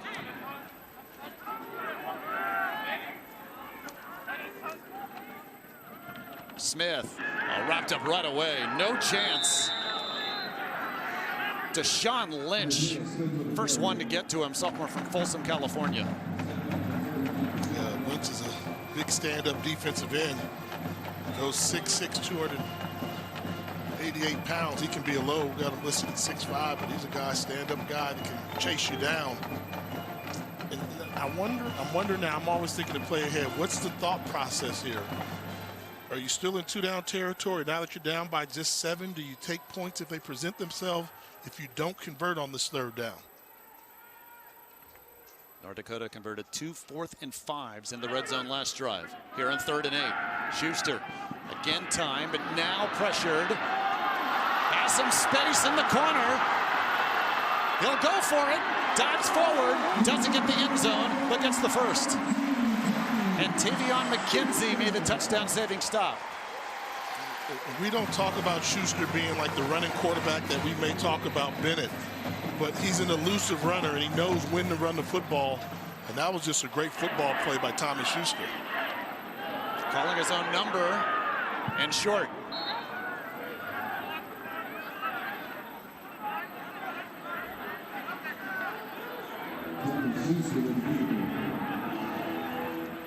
The Sac State defense has been good in the red zone. However, can we stop North Dakota 3, possibly 4 times from the 1? 2nd and goal coming up.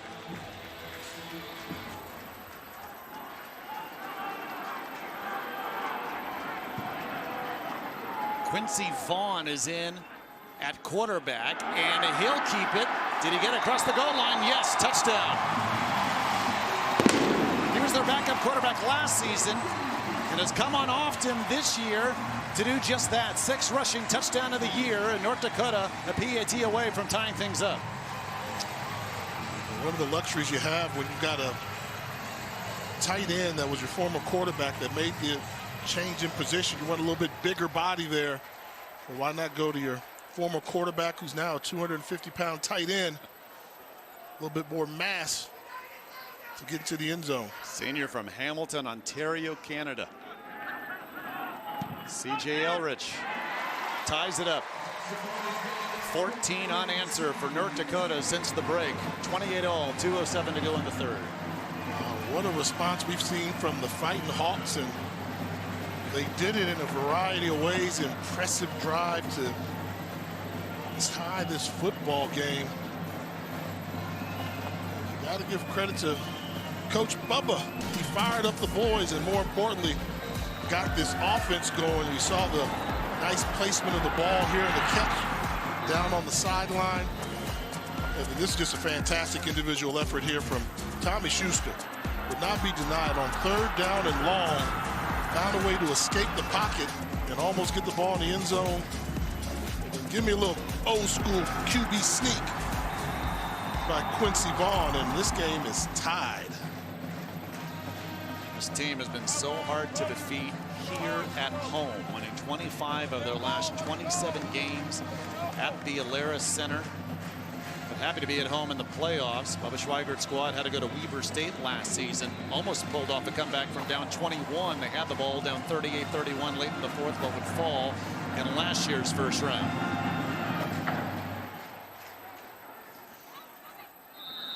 Fair catch called. Hornets will have it from their own 25.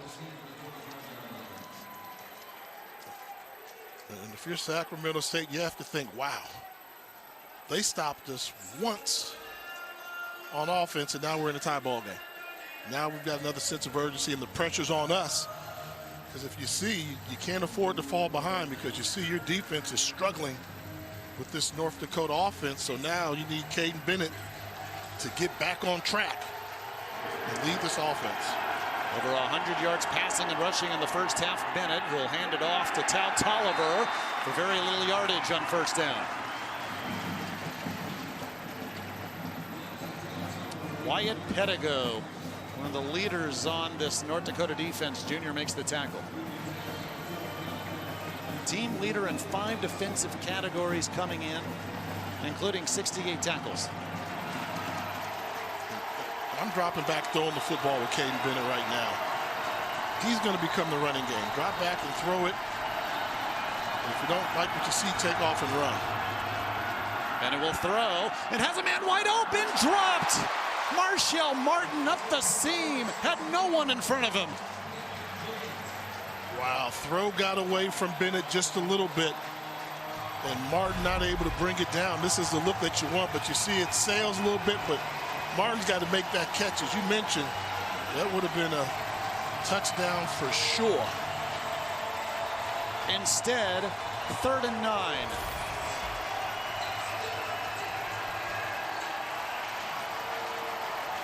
This reminds me of playoff football. This is what a crucial 3rd down, and everybody's into it. You got to block out the noise and play your best. Bennett fires, incomplete. Grover, the intended receiver. C.J. Siegel, North Dakota's top corner, bats it away.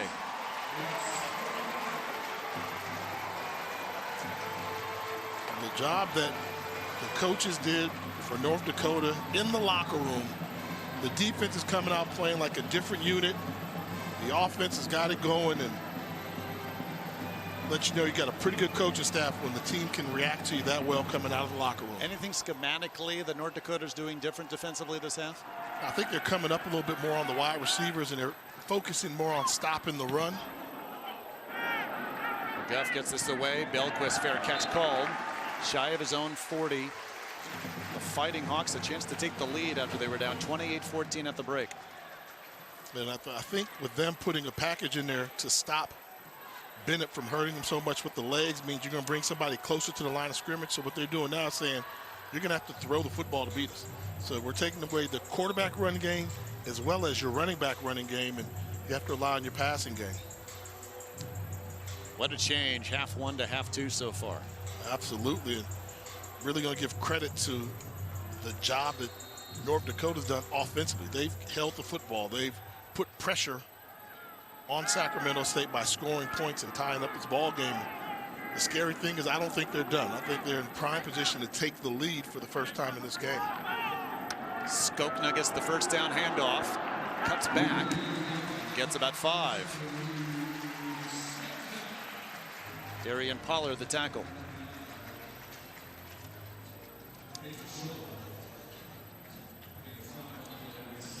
St. Skokna, Zebarth, Smith, Seidel, the freshman, 4 out of the backfield for North Dakota. And their quarterback Tommy Schuster's come up with a couple of big runs so far today, including on their last drive, and he set up 1st and goal from the 1. 2nd and 5. Skokna again runs over Pollard, brought down a yard shy of the marker. Sets up 3rd and short. You know, I'm not supposed to say this, but when they play like this, it kind of reminds me of the school down the highway. The Bison. When the Bison were rolling, that A-gap power, they were winning on 1st down, 2nd down, and anytime you got 3rd and 1 or 2, you knew they were going to convert. And the way North Dakota's playing right now, no question in my mind they're going to convert on this 3rd and 1. Probably make it look easy. Zebarth trying to convert. They do. Gain of 2. They brought everybody up to the line of scrimmage, but when you're used to playing that type of football, physical football, running backs with patience, there was no question they were going to convert that 1st down. And it's boring, but it's effective. And right now, Sacramento State has not found an answer for it. Not boring for the left guard, Donnie Ventrelli, and the offensive line for North Dakota. They've begun to push back the Sacramento State defense a little more since halftime. They score all 14 points in the 3rd and will have the ball when we return. Great game to begin the 2023 FCS playoffs. North Dakota 28, Sacramento State 28. Tommy Schuster and company have come back from 2 scores down, looking to take the lead for the first time this afternoon when we return.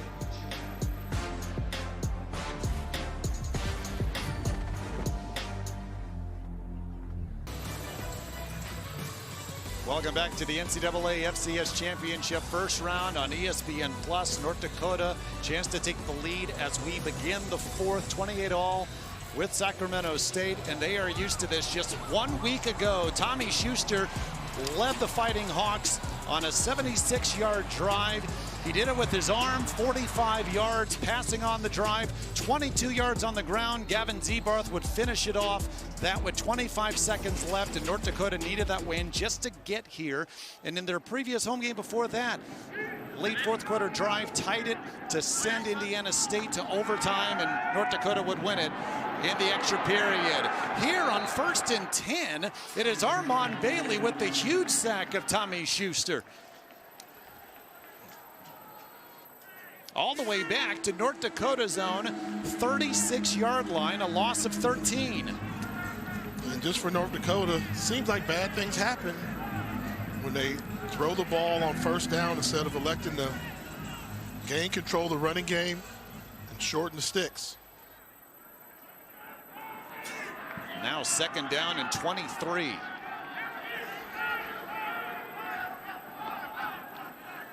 Keep an eye on Billquist in the slot, top of your screen. Play clock to 1. Schuster gets the snap. No one to throw it to. Pressured, sacked again. Stanley had a hold of him. Deshaun Lynch finishes it off. Where did this defensive pass rush from Sacramento State come from? Not their strong suit, but they're delivering when it counts. Back-to-back plays.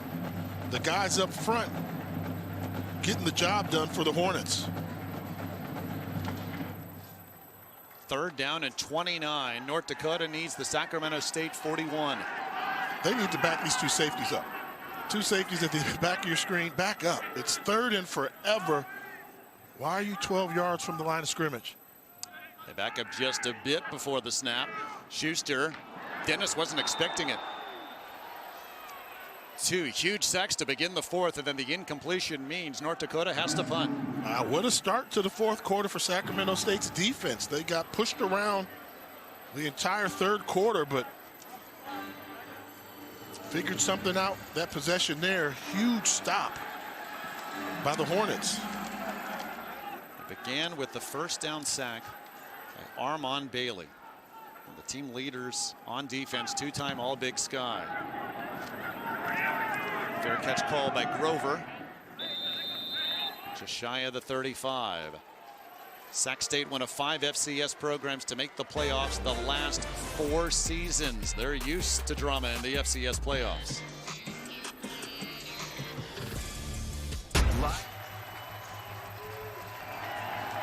.13-10 to go in the 4th. 20-all, Sac State and North Dakota. Caden Bennett throws on 1st down. Marcus Fulcher with space down the sideline and out of bounds, enough for the 1st at the 40, 45 rather. And that was deliberate. They're going to get Bennett going. So instead of the 1st down run plays where North Dakota was kind of harping in on that, put the ball in his hands, let him make decisions, and see if he can get back going like he did in that first half when he was perfect. They'll fake the handoff to Fulcher. Stays on his feet. Not that time, though. The 3rd Fighting Hawk brings him down. Lance Rucker, true freshman linebacker from Omaha. They continue to do that. Anything close to the line of scrimmage, North Dakota saying we're going to win those battles. You know, whether it's a run play or a QB draw, we're going to make it tough for you to run the ball. You're going to have to throw the football. And I think Sac State needs to get back to utilizing their speed. They had a speed advantage in the first half. Blitz. Bennett outside the pocket will just heave it down the sideline, incomplete. It's actually a nice play by the Sacramento State quarterback as he was chased to the sideline. Malachi McNeil with the pressure. Yeah, McNeil's been doing a good job of just timing it up. He times it up so you got 2 white jerseys double teaming on one defensive end with that shift, allowing McNeil to come untouched and pressure the quarterback. 3rd and 11. Blitz. Bennett throws in a wide open Grover. Grover, 1st down and more. A blocker in front of him. Into the red zone with 2 late flags. Face mask should add yards to this huge catch and run by the junior from Modesto, California, Anderson Grover. couple of flags there that they'll have to sort out, which, as you said, will probably be more yardage a little bit closer. But they went with the sellout blitz, and it was just a blown coverage that allowed Grover to cross the formation. But really want to show you the downfield block he got that sprung him, not only for the first down yardage, which also enabled him to pick up more yards once he got to that edge. You saw Grover without a helmet after he was pushed out of bounds. And now the call. We had 2 fouls in the play, both on the defense. Personal foul, face mask, number 4.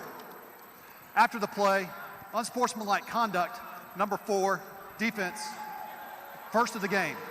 Both penalties will be enforced, half the distance to the goal. First down. Both penalties on the 5th-year senior safety, Malachi Buckner, and it's first and goal from just inside the 5. That's our first penalty of the game.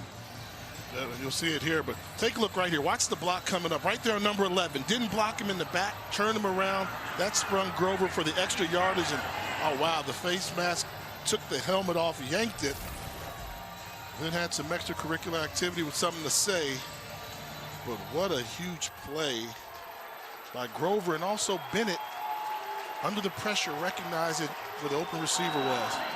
Now a straight T formation as Fulcher pushing it forward, touchdown! The big boys in front of him helping Fulcher to give Sacramento State the lead and some extracurricular activity afterwards.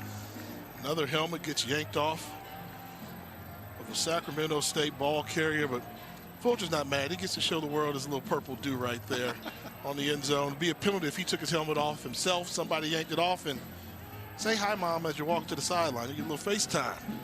23rd touchdown of his career, one of his biggest, as the Hornets are back up with 11:52 to go. What a response. Keaton Bennett, big third down pass to Anderson Grover, and then Fulcher finishes off the drive with his first touchdown today. Zach Schreiner, 5 for 5 on PATs. And Sacramento State is up 7.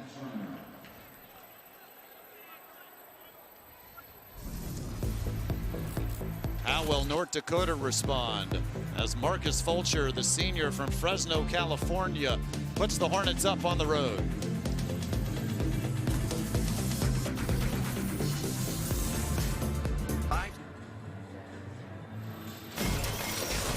Seven-point game, but let's go back to how North Dakota got back into this contest after trailing by 14 at halftime. And it all came down to the quarterback making great plays. Schuster with recognition on consecutive 4th and 5s. They went for it, and they capped off that drive with a touchdown throw on 4th down. Huge 3rd and 9. What does Schuster do? Creates, finds some wiggle room to keep the drive alive, and they pay it off with the quarterback sneak to get back in this contest to make it a game. 35-28, the Sacramento State lead. North Dakota has been down most of this contest. Andy Thompson's Hornets. Where we talked about the play of Schuster today. Caden Bennett, Marcus Fulcher stepping things up when the crowd got really loud after the Fighting Hawks had rallied to tie things up. Yeah, when they needed some big plays, they did it because North Dakota had taken momentum and seemed poised to take the lead in this football game, but the offense showed up and had a nice drive of their own, particularly on a huge 3rd down conversion. Skokna looks banged up, might have landed on the football as he dove forward on that kick return. He's able to bring it up to North Dakota's own 24. I'm going to simplify the play call here to start the drive. First down. Give me the play call, Dave. You have not liked it when North Dakota's passed on first down all day. Yeah, don't make it complicated, so give me the play call. Run the ball. Hand it off. Hand the ball off. Let your offensive line do something. See if you can put together a nice drive. Zebarth is the tailback. They hand it off, as you called for, to the outside. Zebarth gets about 5. See, you take your opponent's heart when you do that. They had 8 guys on the line of scrimmage, so I was questioning my run call. I was questioning it. But when you deliver and you get 5 yards when you're running uphill on 8, that hurts the defense. The defense is like, what more can we do to stop them? from winning first down. And even coming in, Zebarth averaging 6.8 yards per carry. Isaiah Smith right at 6 yards a carry. Look at all these bodies they have close. You know, 7-man box with a corner shell right there to stop it. Zebarth again. Won't get the first, but 3rd and short coming up. You are not supposed to be able to win and pick up positive yardage when they load the box like that. I think the defensive line for Sacramento State may be a little bit suspect on their run defense. Maybe you attribute that to playing in the Big Sky a little bit. You don't see the physical teams like you're seeing right now. But look at the white jerseys all being torn around and pushed around. That's not supposed to happen when you've got a number count advantage. 3rd and 1. Did they stick to the ground game? If they don't. if they don't. They'll hear it from you. Smith is the tailback. It goes to number 29. Scatters his way up the field and a first down. He only needed 1 and got 3. Needed 1, got 3, run it uphill. That's what they do. That's what they need to continue to do this drive. Try and keep yourself out of passing situations unless you need it. Look, Andy Thompson told us we have to stop the run on first down, and it's been hard for the Sac State defense to do that today.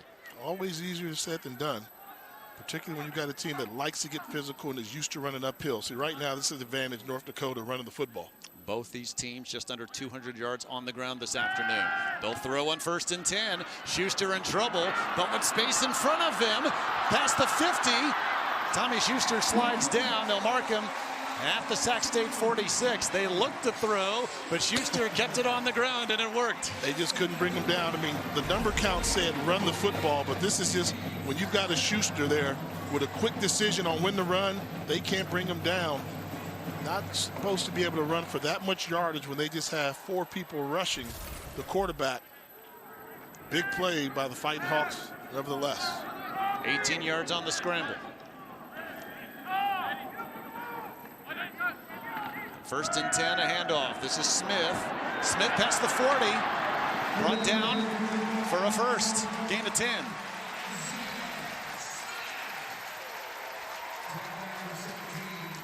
Ten more yards for the North Dakota ground game. On first down. So now the question becomes, okay, you got a first down. Do you keep running the ball? Do you decide you want to do play action right now? That has normally not worked, however, and they've looked to throw on first down. Hasn't been as smooth. And I like this offensive line. They can get dirty with it. They can grind and find small creases to attack and pick up positive yards. 1st and 10. Schuster looking to throw. Open. Going deep. Belquist caught. Brought down just shy of the goal line. He lost his balance, but still a gain of 34. That time, the 1st and 10 pass worked. Absolutely, and they decided to flood the zone. Now they've got Vaughn in the game. The quarterback going to try and run it in. Vaughn across the goal line, touchdown. Another response by the Fighting Hawks.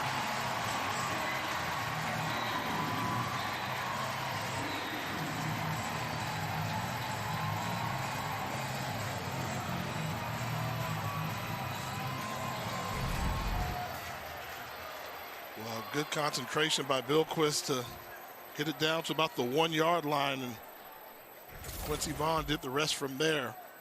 Gutsy play call, but they were rewarded with the huge pass completion. 7 plays, 76 yards. You and I did not expect a shootout, but we have one, and it's been fun all day. 35 all, still 8:10 to go in the 4th quarter. Quincy Vaughn's 2nd rushing touchdown of the day. A lot of points in Grand Forks. Live. Let's take a look at that big play that set up the touchdown for North Dakota. And we talked about the injuries in the secondary where they're starting to show up. First, let's take a look here at Vetter, who's in spot duty, who's getting the start today. And also, you've got McKenzie, a true freshman playing free safety. What happens here? Eye discipline, free release, then an out route. Between the two of them, they did not communicate well. That allowed Belquist to get deep behind the cornerback and in between the safety. Communication in the secondary not there, and it showed with that huge play for North Dakota. So once again, Bubba Schweigert's team that's come back from a deficit to tie things up. They have not led all game. Sacramento State about to get the ball with 8:10 to go in the fourth. Brady Stevens kicks it away. Sac State will have it from their own 25. Last playoff road game before today for the Hornets. 1988, the Division II semifinals at North Dakota State. This is their first round FCS game as a program. Even though they've made the playoffs 4 straight times, they got a first round bye the previous 3. Caden Bennett's been awfully good today, but obviously the Hornets need more out of him in this offense. He's going to have to continue to make some plays. They're trying to take away his legs, so he's got to use his arms in the passing game. Throwing on first down, Grover the catch, brought down just shy of the marker. C.J. Siegel the tackle. Been a little quiet. Keep an eye on 16, Marshall Martin, the tight end who was causing trouble in the first half. What a run. 2nd and 2, Fulcher, first down and more. Brought down at the 45, a gain of a dozen. This is when you need your playmakers to make plays. We talked about Fulcher in the open. Came into this game averaging 5 yards per carry. Now you're going to need those tough yards. Talked about the tight end sensation Martin, the matchup nightmare. Bennett throws an open Grover. Another first down. And still going. He got away for a moment. Brought down past the 35. What yards after the catch by the junior? You talk about some effort. This is playoff football right here, Dave. You have to have it. If you don't secure the tackle, make them pay for it. And Anderson Grover gets his matchup against Siegel, goes through him, and look at that. What a fantastic effort, leaving it on the line. They're already at the Fighting Hawk 32. Bennett looks to throw again on first down. Here's Martin with the catch. Spun down, but forward progress gives him 9. Pedigo the tackle. These teams are just going up and down the field. You get the feeling whoever has the ball last is going to win this football game. But impressive drive here by Sacramento State. 2nd and 1. Bennett keeps it. Short game, but enough to move the chains as we approach 6 minutes to go in Grand Forks. You feel the intensity here every snap. I mean, give credit to these teams that have really done a good job of not turning the ball over, not getting penalties called. Well played game, leaving it all on the field. Who is going to make that next big play for their team? South Dakota awaits the winner of this one. 35 all, under 6 to go. 1st and 10 again for Sacramento State. Bennett fakes the handoff, gets to the edge. Blocker in front of him, past the 5. 1st and goal for the Hornets. We said in the first half, the thing that showed up was the speed. It seemed like Sacramento State was just faster. And right here, look at the speed as he's able to outrun Ted Mullen, the outside linebacker, to that edge and take a play that could have been short yardage into a big gain. Caden Bennett showing you all the tools in his repertoire. 16 yards on the run. He had over 100 through the air and on the ground in the first half. Held in check in the 3rd quarter. This Hornet offense has come alive in the 4th. No wing T. Thought they would go to the wing T where they've had success. This is the modified version of it. Maybe some miscommunication, but Bennett able to get positive yards and still going. He'll be dragged forward by a teammate for a score. Marshall Martin said, "Come with me past the goal line," and the Hornets are back up. Wow. It appeared like miscommunication, but I think this was just a quarterback draw. But there was nobody to fake it to. He might have been doing that just to disguise it to the defense. Well, what a great effort. Sacramento State has found their mojo again when it comes to this offense. in the fourth quarter. Bennett's second touchdown on the ground today. 42-35. 4:54 remaining in the fourth. Well, we knew he would have to be the key to success in the fourth quarter, and here, call his own number, but look at the kick-out block by Martin, and then the secondary block to pull his quarterback into the end zone. They would not be denied. Sacramento State back on top.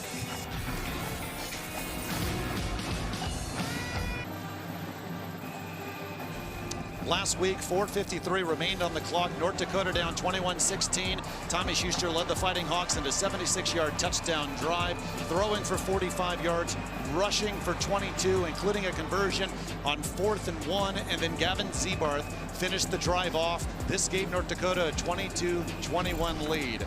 4:53 was left last week. 4:54 remains today. North Dakota needs a win, of course, to keep its season alive, but a fumble on the kick return. Oh, wow. Sacramento State believes they've recovered.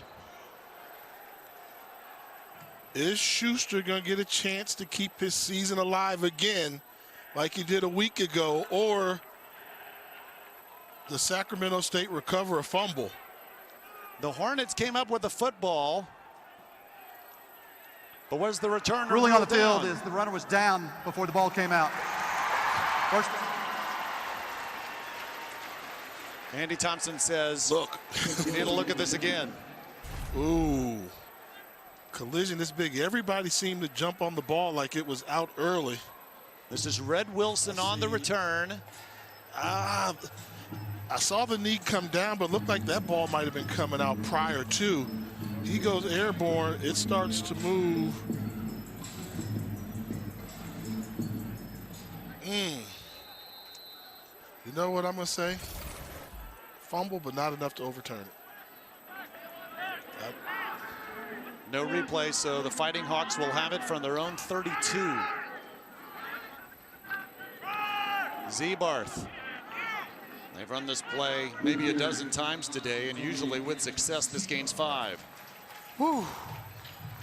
I can breathe again. I was nervous for the North Dakota folks. You didn't want to see a game this great have that type of ending. They're going to play it on the field, and Sacramento State was that close to probably securing a victory. Now their defense has to come up with a stop. 2nd and 5.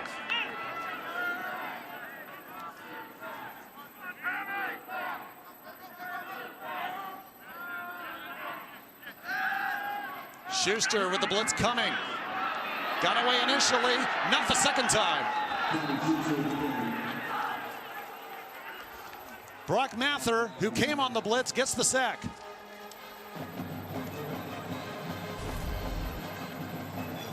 See, they get there initially, but nice little sidestep away from Mather, but he sticks with it and able to track down the quarterback for the sack. Andy Thompson, who makes the defensive calls, even as head coach, can his defense come up with the stop? 3rd and 8 with under 3:30 to go. Play clock under 10. They blitz again. Schuster in trouble again. Sacked again. This time it's Darian Pollard. North Dakota will punt. I would say that's one of the few times he didn't see the blitz coming. They brought it from his backside instead of up the middle. Pollard, who plays that nickel back position over the slot, able to get to him. They had 3 timeouts left. Would you have liked to see them keep the ball on the ground more? Yeah, I don't think time was an issue. They had plenty of time there. They just elected to throw it a little bit sooner. Consecutive passes after you took the first sack, then you kind of forced your hand where you had to throw the football. And now Caden Bennett and the Hornets will look to run out this clock. Now the Fighting Hawks do have all 3 timeouts left, but 2:41 remains, and Sacramento State up 7. What a game. We did not expect this much offense, but Caden Bennett, 200 through the air, 126 on the ground, 3 total touchdowns. Both these teams over 200 yards on the ground. Yeah, not surprised that North Dakota ran for over 200 yards. Very surprised that Sacramento State able to rush for 230 yards in this game. From the 38, 1st and 10, it's Fulcher bouncing it to the outside. Smart run. Call a timeout now if you're North Dakota.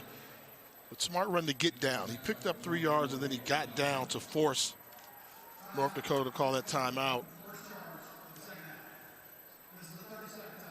First timeout for Bubba Schweigert's Fighting Hawks. They have 2 left. And Fulcher, the experienced play, the senior from Fresno, California, honorable mention all Sun Belt, forces the North Dakota timeout. With the new rules changes that they have there as well, you want to pick up this first down before the 2-minute mark, because keep in mind, outside of 2 minutes, when you pick up a first down, they keep the clock running. Where in the past, they would stop the clock while you set up the defense. Heck of a game to begin the first round, and FCS championship coverage will continue next weekend with second round action beginning Saturday on ESPN+. For more information, visit NCAA.com, the home for all 90 NCAA championships.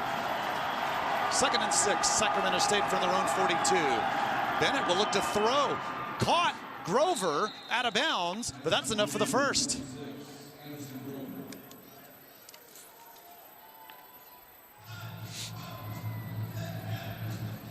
So few answers by this North Dakota defense for Caden Bennett and the Sacramento State offense, which has been dominant for almost the entire game this afternoon.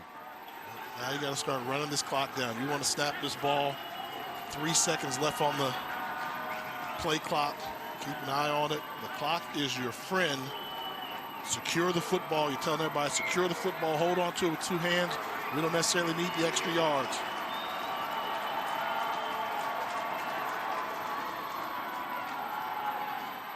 It's Martin on the carry.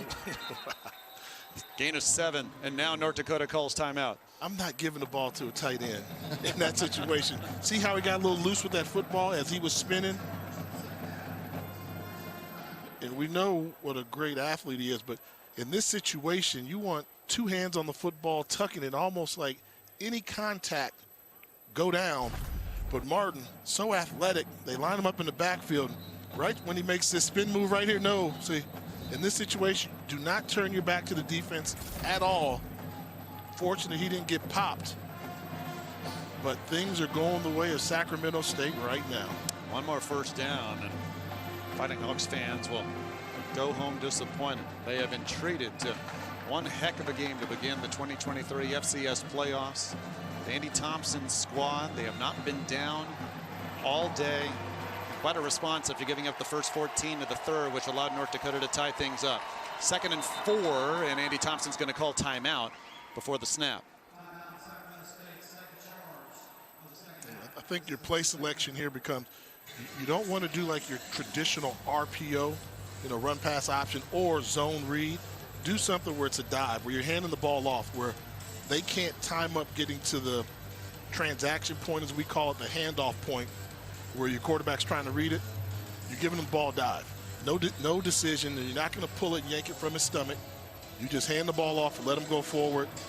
See if he picks up 2, 3 yards.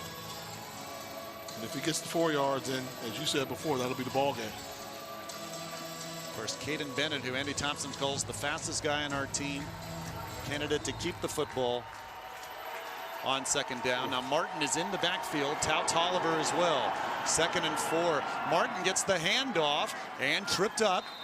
Just a gain of 1. But that's what you have to do. I mean, that's the type of play you have where you just hand the ball off to him and let him run downhill. Good job by North Dakota. Fighting Hawks have used their last timeout with 1:48 to go. Winner goes down to Vermillion, South Dakota to meet the Coyotes, first ever seed for South Dakota. They're the 3 seed. That'll be next Saturday. 2 Eastern, 1 Central. Other games on this side of the bracket. Lafayette at Delaware, Chattanooga, Austin P. They're tied at 7 early 2nd quarter. North Dakota State expected to get by Drake. That'll lead to a matchup in Bozeman against Montana State. How about this? Head coach Bob Nielsen in South Dakota, they didn't even make it to the postseason last year, to the playoffs. And this year, get a national seed, get to host. And I'm telling you, they are probably the most balanced team in the postseason. One, maybe two plays to get 2 yards to win it for the Hornets. 3rd and 2. Handoff, Fulcher. He got the first. All game. Wow. Tough running, but what a huge play that was. 3rd and 2, you had to come down to that. Oh, I think everybody here is starting to get a sense that this one might have got away from the Fighting Hawks. Marcus Fulcher with what allowed Sacramento State to retake the lead, a touchdown early 4th quarter. But Caden Bennett, the leader of the Sacramento State offense, to see him in person and to see him put on this show, what a show by the Sacramento State quarterback.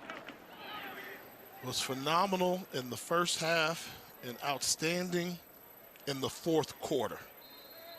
And it's so hard as a quarterback when your offense kind of goes flat to get it going again. Well, they realized in the 4th quarter they had to get this offense reset going. the game clock to 1:05 on the game clock. And once he got it going in the 4th quarter, a little too much Caden Bennett. Andy Thompson's group in their last playoff game, quarterfinals in 2022, put up 63 and lost to Incarnate Word 66-63. They didn't punt, but they turned it over 4 times and couldn't hold off the Cardinals late. And here, the man who makes the defensive calls, his defense came up with the big stop in the 4th, led Sacramento State to get the ball up 7, and the Hornet offense, I think apropos for their type of performance today, is going to run out the clock to end this one. Absolutely. Job well done. And story coming in, the defense was beat up for Sacramento State. The secondary had 5 guys that were not going to be able to play, and they overcame anyway. I'm curious because, grew up in Los Angeles, California, and I remember when Sacramento State used to compete with like Chico State. Now they're FCS powers winning postseason games. Hats off to the Hornets. First year for Andy Thompson as head coach after replacing Troy Taylor, who left for Stanford. If not for the win at Stanford, Hornets probably don't make the postseason, but they do. They get sent to a hostile environment, a place where North Dakota had won 25 of their previous 27 home games. But it's Caden Bennett getting many congratulations from this North Dakota team. What a performance by the junior from Sparks, Nevada, as Bennett and Sac State move on to the 2nd round. Yeah, and when you watch the film, you thought he could be the difference maker. He was the guy that they would have to answer for. He got help from Fulcher in the running game, which was great, but Bennett came out and played outstanding. I mean, outstanding. And if he doesn't come out as sharp as he did, could have been a different result, but hats off to Bennett. He was lights out.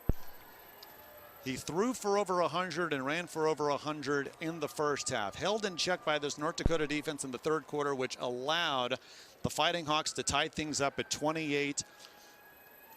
But then with key plays on the 2 touchdown drives in the 4th to give his team a 42-35 win. We are waiting for the head coach of the Hornets, Andy Thompson. Sacramento State has done what very few teams do here in Grand Forks. North Dakota whipped North Dakota State here earlier this season, but Sac State comes into Grand Forks and they pull off the 42-35 win. We are with the Victoria's head coach, Andy Thompson, Coach David Salzman, Jay Walker up in the booth. I mean, what a game. I'm not sure any of us expected a shootout. We got one, but your defense was able to hold firm late in the 4th. And then the offense. Just describe the performance by your quarterback, Caden Bennett and company today. Caden was outstanding, did a great job. Thought our offensive line did a really good job blocking for the run game. Then we made a bunch of plays on the perimeter, but great job by our offensive staff. And this is a tough place to come in and win to. They've got great tradition. They're a heck of a football team, and really happy to be walking out of here with a win. Coach, it seemed like you all had trouble stopping their run game early and then a little bit in the second half, but then you figured out a couple ways to get some stops. What was your game plan towards stopping their run? A great question. I don't think I did a good enough job of getting the guys ready to go. We did, I think at one time I brought 7 guys within 5 yards of the line of scrimmage, and they still did a good job of blocking it. So they are a very good run team. I was proud that our defense made some stops at the end and kept fighting. And, playoff football, you only win and then you advance. So really have to take a look at the tape to answer your question a heck of a lot better. But they're a very good run team. And what do you say to your guys? What does it say about your team? Coming in, you knew you guys were banged up on the secondary. You talked about the injuries, but you guys were to overcome that. What are you going to say to your team when you get into the locker room? Oh, I'm proud. They're a resilient group, man. All year they've been resilient. We haven't lost 2 games in a row all year. We've had some injuries, but they just keep fighting, and they're going to do the same thing next week, and we're excited to come back out to the Midwest next week and get to play a good football team. And I'm just got to get to coach these guys another week, and we're going to keep it rolling. Andy Thompson, congrats on you and your team on the victory, and good luck next week in Vermilion. Hey, appreciate you guys following us or doing our broadcast. Take care. You got it. All right, Sacramento State 42, North Dakota 35. South Dakota now awaits Caden Bennett and the Hornets, a team that very similar stylistically to North Dakota, although of course a better season, and the 3 seed coming into the FCS playoffs as we take a look at the bracket. So we know 1 second-round matchup. Again, Sacramento State at South Dakota, and also on this side of the bracket, North Dakota State a 7-3 lead on Drake in the first. Winner gets Montana State. Chattanooga, Austin Peay tied at 7 early second quarter. Winner gets the 7 seed Furman. Lafayette 28-13 lead at Delaware. Winner has to go up to Missoula, and one of the toughest places to play in all of the FCS in Montana. Yeah, when you look at that matchup next week, Sacramento State versus South Dakota, it'll be interesting because one thing South Dakota does do, they play great defense, only give up 15 points per game. They get after the quarterback. That place is going to be rocking as the Coyotes look to defend their home field. But you can say this about Sacramento State. We learned this. They ain't afraid to go nowhere. Pardon my grammar, but they ain't afraid. Well, you just got to look at the Dakota Dome, and that's where we'll see the Coyotes and the Hornets next week. South Dakota, first FCS seed in program history, and the defense so good, allowing under 15 points a game. Bob Nielsen, legendary head coach for the University of South Dakota, taking yet another team to the postseason. Well, that is the emotion that the FCS playoffs brings each and every season. Wesley Elidor, 6-year senior from Fort Lauderdale, Florida, who began his career at South Dakota, realizing that his North Dakota Fighting Hawks season has ended. But it was a great one. 42-35, Sacramento State defeats North Dakota today. For Jay Walker and our entire crew, I'm David Salzman saying so long from the Alerus Center in Grand Forks. That was the touchdown that put Sac State on top for good. Caden Bennett and the Sacramento State offense, the heroes today. Hornets 42, Fighting Hawks 35. So long from Grand Forks.